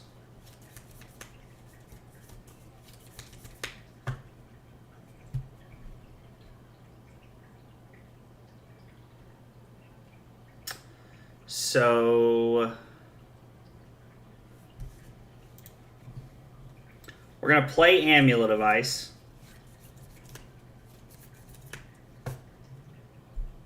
I'm going to block with the Hypothermia. I'm going to pitch the Ether Hell to play the Fighting Spirit, and then I'm going to play Ice Eternal on their turn. That's the line that I see. What could we have drawn that made us not play an Ice Vein?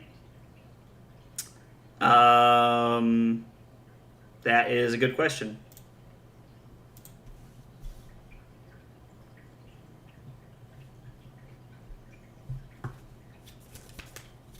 So we're going to go to 10 here. I'm going to play Amulet, pitch Ether Hell to play Fighting Spirit, and then Arsenal the Ice Eternal.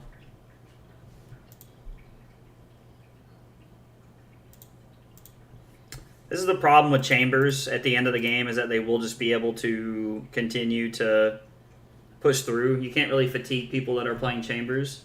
I would keep the Hypo over the Ice Eternal. There was a consideration to pitch Vandal's Fighting Spirit first and try saving Tunic, though now the line we took turned out well.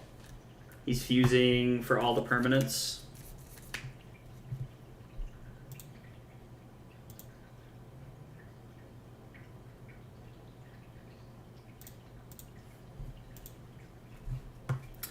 They have to consider blocking with at least one card here. We do go back to 11. So it's a 6-point... What? Oh, he threw another card. I was, like, having a stroke right there for some reason. I just, like, my brain wasn't processing. So now Ice Eternal X equals 0 is still great.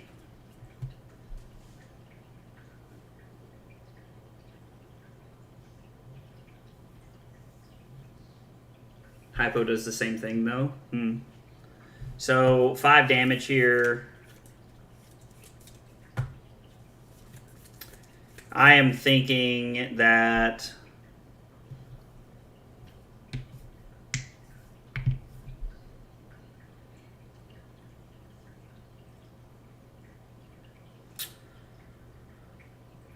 if I block with Frosting, take 2. Hush, I hear. I know inactivity. I can block with Frosting. Block the Fighting Spirit with the pistol. And then I have Ice Bolt, pitch Ice, or I have... I guess it's pitch... 4 arcane damage from the Ice Eternal. I'd rather have the charges to use with an Ice Vein and send 5 to 7 on the turn after a guaranteed. So I could use Ice Eternal now and just shut their whole turn down, but it seems like such a waste. In fact, it's not seems like such a waste, it is a waste. So... block 3. I can use the Tunic to Ice Eternal for 2 and give them 2 Frostbites. And then on my own turn, and then I can Waning Moon them and then Arsenal the Fighting Spirit again. Or no, I'm blocking with the Fighting Spirit. I'm going to Arsenal the Ice Bolt here.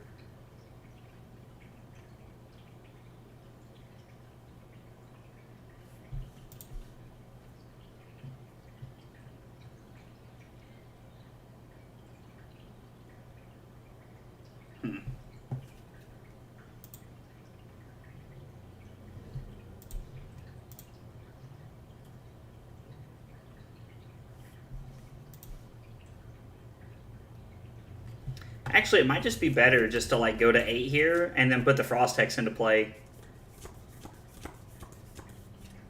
And then try to deal damage that way.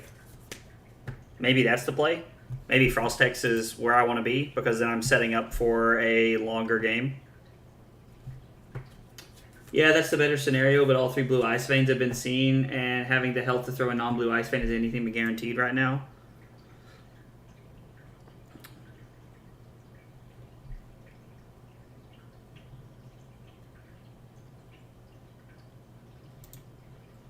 Keep churning those cards, brother. Keep churning those cards. You'll love to see it. far as I'm concerned, you love to see it. Got rid of a red throttle, too.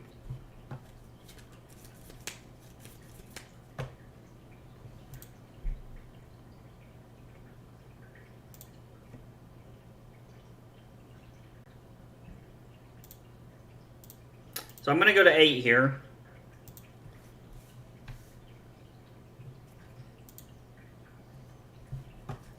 So put Frost Hex into play, and then I have Tunic up for Ice Eternal, and I have Strip Their Hand to do some damage with Ice Eternal here.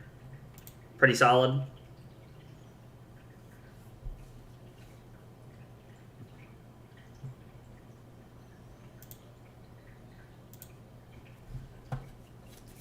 Well,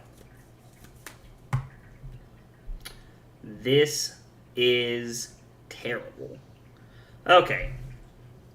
Well, we drew 1 blue. It's not exactly what we were hoping for. So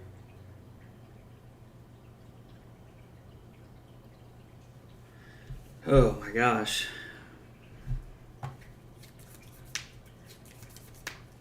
So we pitch both the Ice Veins, and then we do it for 2 Frostbites and 2 Arcane. Keep the Scar for Scar to swing on our turn, and then we Arsenal the Ether Hell. And we keep our Tunic counter that way. I don't know what our Tunic counter is really doing for us, though. Or we can...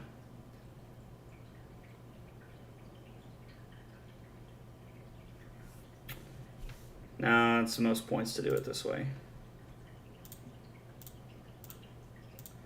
And we fuse, and trigger, trigger, trigger. Pay 2 or discard a card. Pay 2 or discard a card.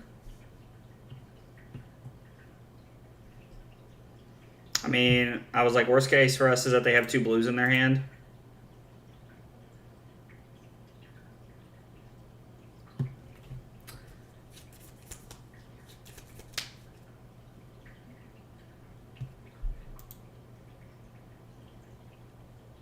Then they're going to draw a card.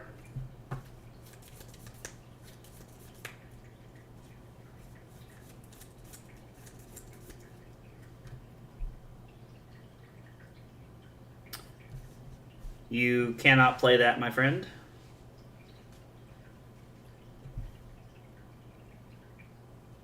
Can't load the pistol. I mean, man, you drawing Spark of Genius was really good for us here. Like, a blue would have been good. But now you can just prevent the 2 Arcane, is what you're stuck with. Works for me. We shut down their whole turn right there.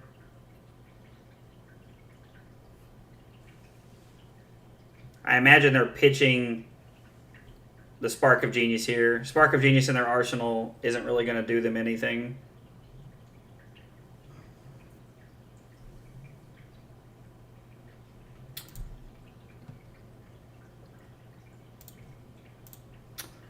Four with go again.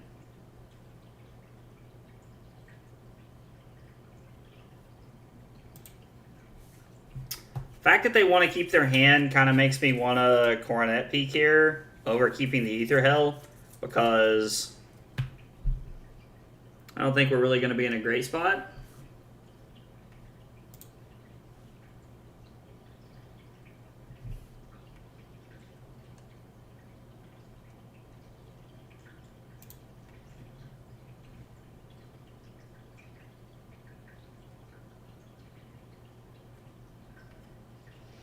So if I keep the Ether Hell, I'm able to block with 2 cards. But if I pitch it here, I'm able to block with 3 cards. I think I'd rather Coronet Peak them here. I think it's better. We're at 8, and they're at that stage in the game where, like, they only have 12 cards left in their deck. Now, the Double Chambers does give them a very good amount of longevity here, but...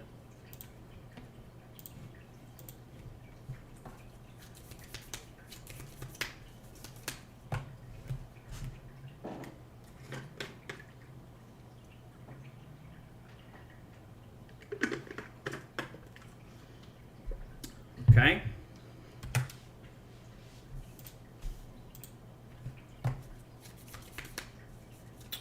Not having any ice cards is a bummer here.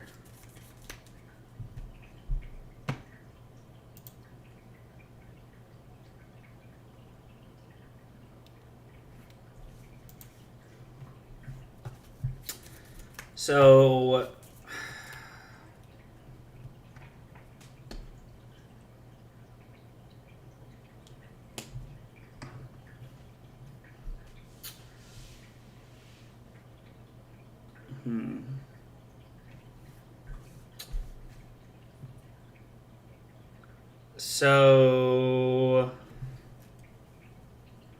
I mean, we have to block, but I don't know what I want to block with. This all feels bad. Part of me thinks that, like, maybe the line here is block with Scolding, Ice Eternal, Scar for a Scar on our turn, or maybe block with it and then Arsenal Ice Vein. I think we're definitely blocking here to start.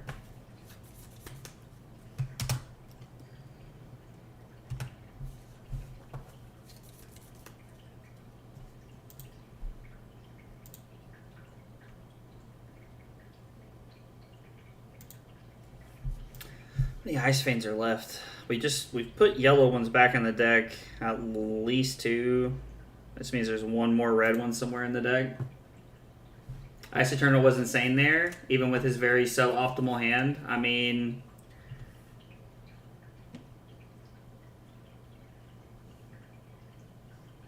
I assume you're still arguing about the earlier turn here.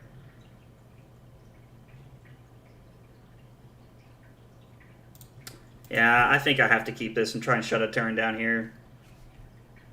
I think I have to keep the Ice Eternal. Like, blocking with Ready through Ice Vein sucks, but I want to be able to throw Scar for a Scar on my turn. See, now they're just trying to grind me out. There's 13 cards left in their deck, so now they're just in that spot where they're just, like, inevitably trying to, like, grind me out of the game.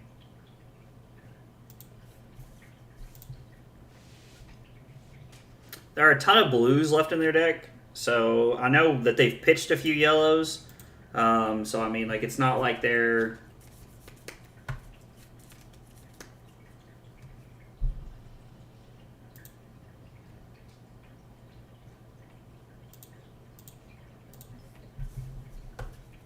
Well, there's Channel Lake Frigid.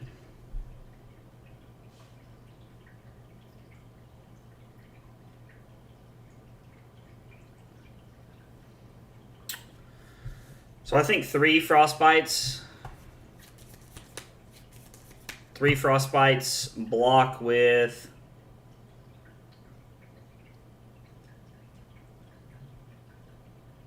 the Frost Hex. Is there another Frost Hex in the deck, or have I blocked with 2 now? Will this be the second one that I blocked with? No, there's one more left in the deck, so I would be able to put another one into play later.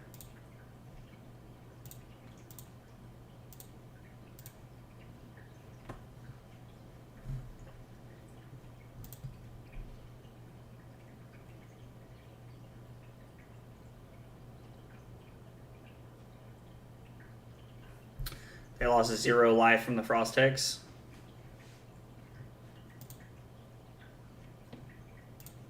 So we take 2 here, go to 6. They have mostly blues. You are unlikely stopping a turn. I mean, sure.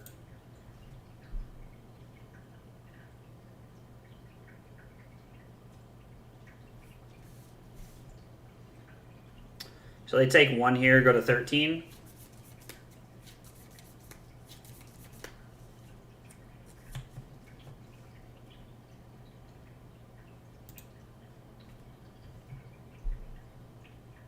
Gonna Arsenal Channel Lake Frigid here.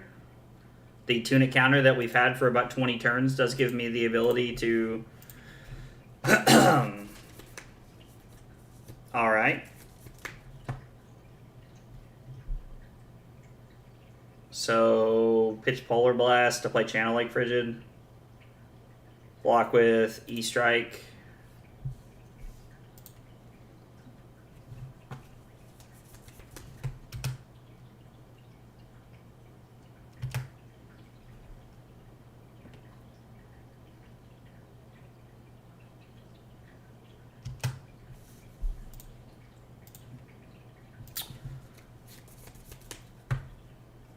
take 2, go to 4.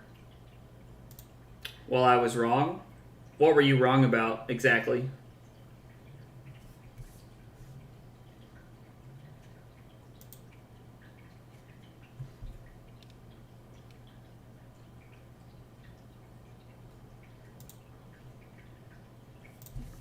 I'm gonna block here.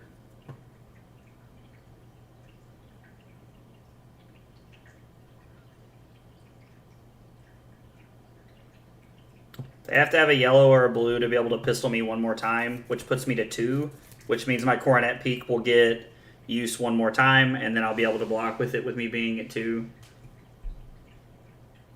Been a very long game.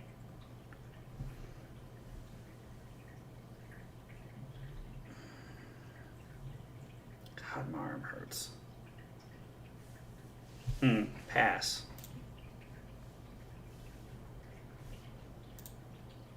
I mean, if they do block the waning moon, they block the waning moon. Like, there's nothing to really do about it. Okay. So their pitch stack is less than optimal at this point. They'll probably just be pistoling me the rest of the game. Because boosting at this point would be like it would be very remiss of them to do that at this point, in my opinion, anyway. Get rid of a card, we check the channel, and we pass.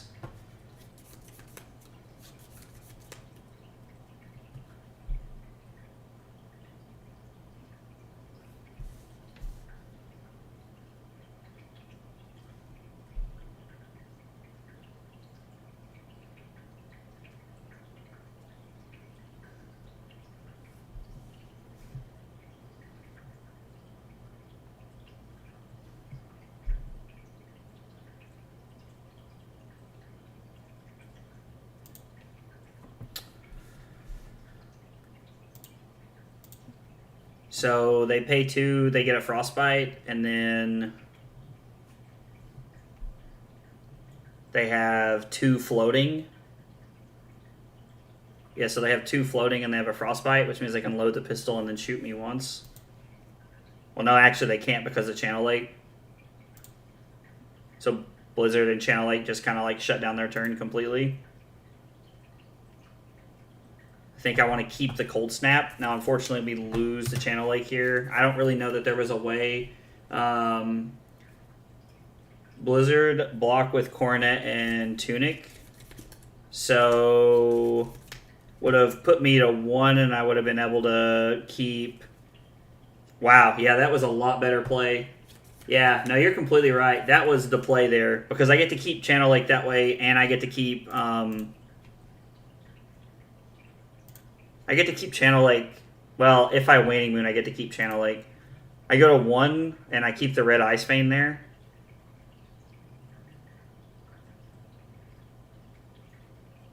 No, that was definitely the correct play. Good call.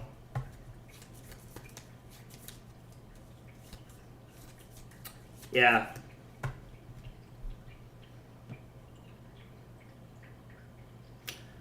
Because Load Pistol and Fire is 3 resources, and Blizzard forces them down to 2 with a Frostbite. Yeah, no, you're absolutely right. That was the correct play there.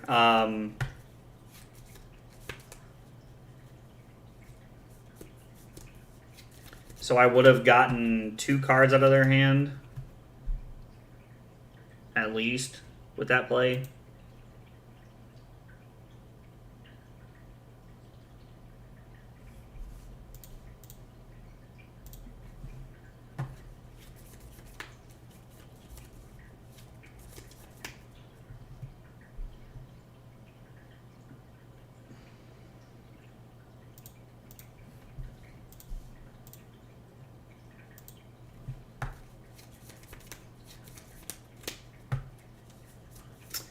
If possible, we're going to keep the Blue Ether Ice Vein. Try to arsenal that. That gives us a somewhat of a chance of trying to like slow their turn down.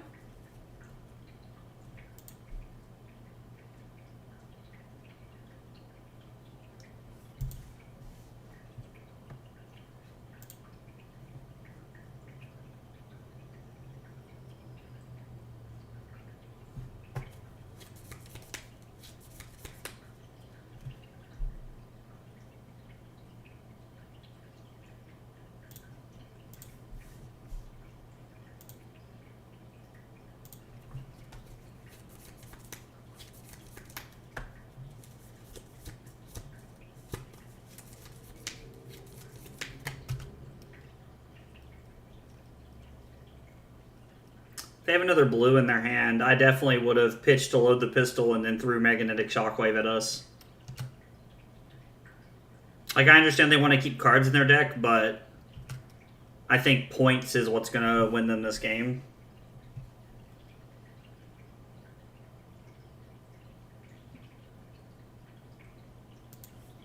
I think I'm going to 2 here, because I know that they're not doing anything after this. We're going to Waning Moon them, which I imagine they're just going to pitch to prevent all of it here.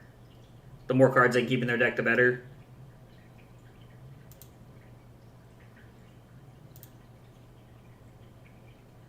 No.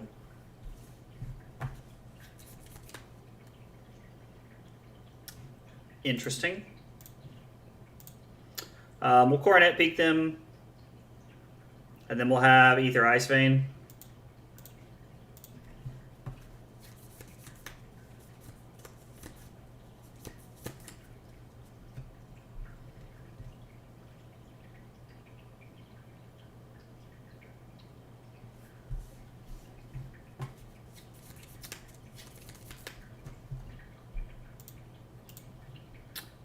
Fuse with Frosting. So we can make them pay 2 or discard a card here if we want to. I don't think it's worth it in this spot.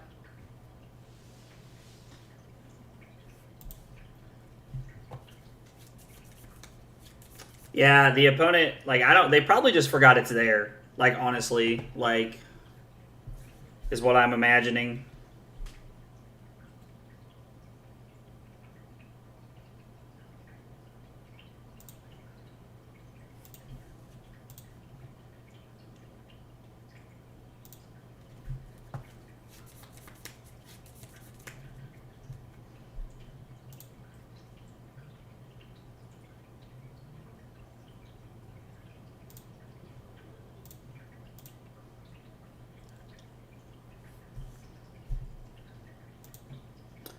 Block with Coronet Peak here.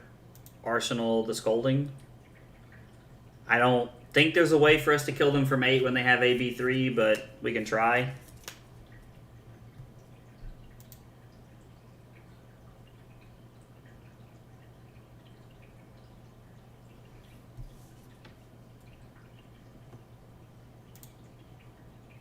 If they don't load the chamber beforehand, then I know that they're going to break Accelerator.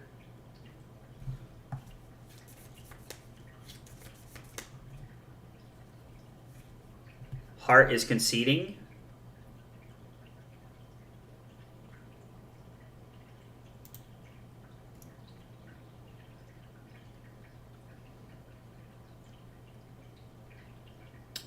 So if I block with Tunic here, they're still gonna...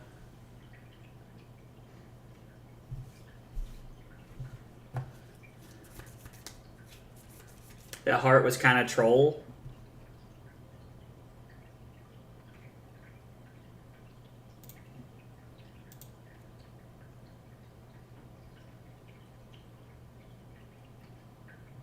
Just block with Tunic? I mean, yeah, like, I could block with Tunic there, but... I don't understand why my opponent said GG.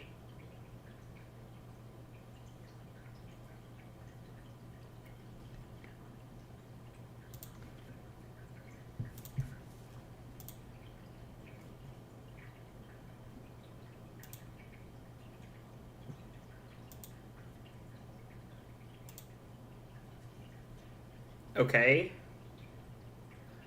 Maybe I'm missing some. I mean, yeah, I get it. They have no deck, but they're putting 2 blues back into their deck that they're going to draw here. Like, and they can just repetitively do this till the end of time.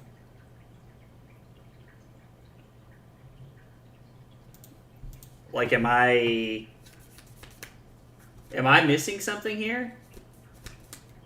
I understand they have no deck, but, like, they can only take 3 cards from your hand, though. I mean, yeah, I guess maybe the game is over. Like, I don't know. But you get to keep a card always, and we'll just kill them with Waning Moon? Oh, I see. I'm following. Yeah, okay. That makes sense.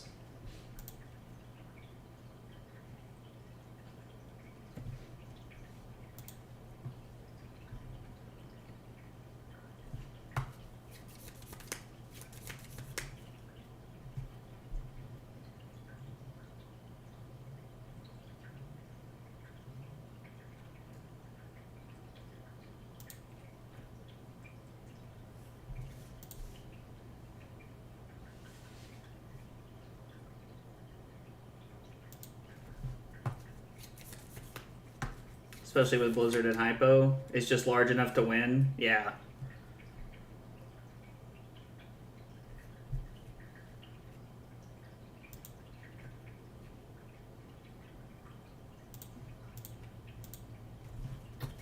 Just going to play Blizzard here.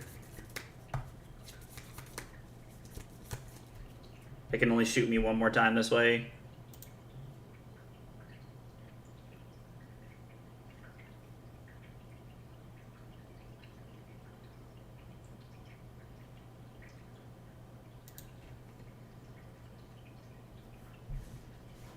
And then I'm going to block with the Ice Eternal here. I mean, I guess this is just more damage. Okay, yeah, so Emeritus and Arsenal. Yeah, so that's, I was thinking correctly, because that was definitely my line of thought there, is that the 2 for 4 with the Tunic up is just good enough to probably win the game.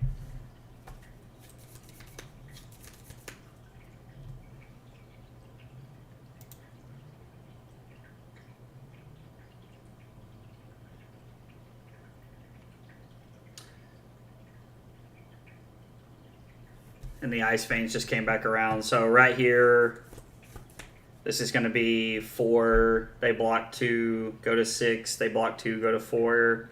And then they have to discard their last card.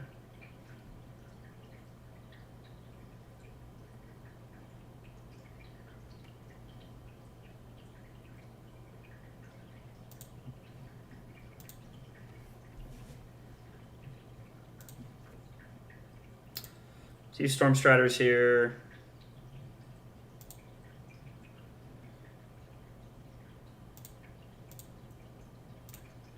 And then use Ice, and then use Amulet here beforehand. Amulet still works. Yeah, I mean, I feel like using Amulet is just better because it just gets cards out. Now I need to make sure I don't die.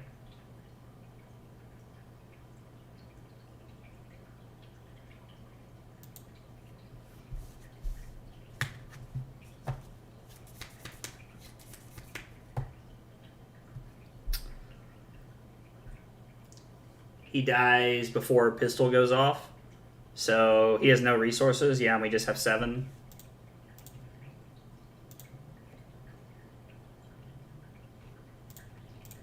And we win. Cool. Well, there was a lot of interesting decisions, it sounded like, from everybody in the chat, and I was very intrigued to read across the course of the game all the disagreements you guys had on different lines. I think that is a really big testament to how intricate the Iyslander deck is. Let's see. We won that game. Ended the game at 1. Talk about a close one. And 7.5. All right.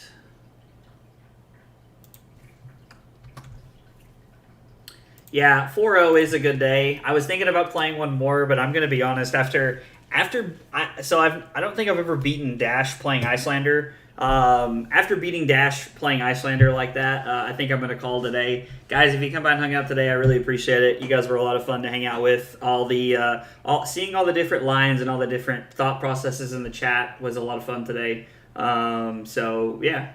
Anyway, but thanks for hanging out today. I'll be back tomorrow sometime. I'll probably be in the afternoon, but if you guys are bored, want to come hang out, I'll see you guys tomorrow. If not, I will see y'all later. Take it easy, guys. Thanks.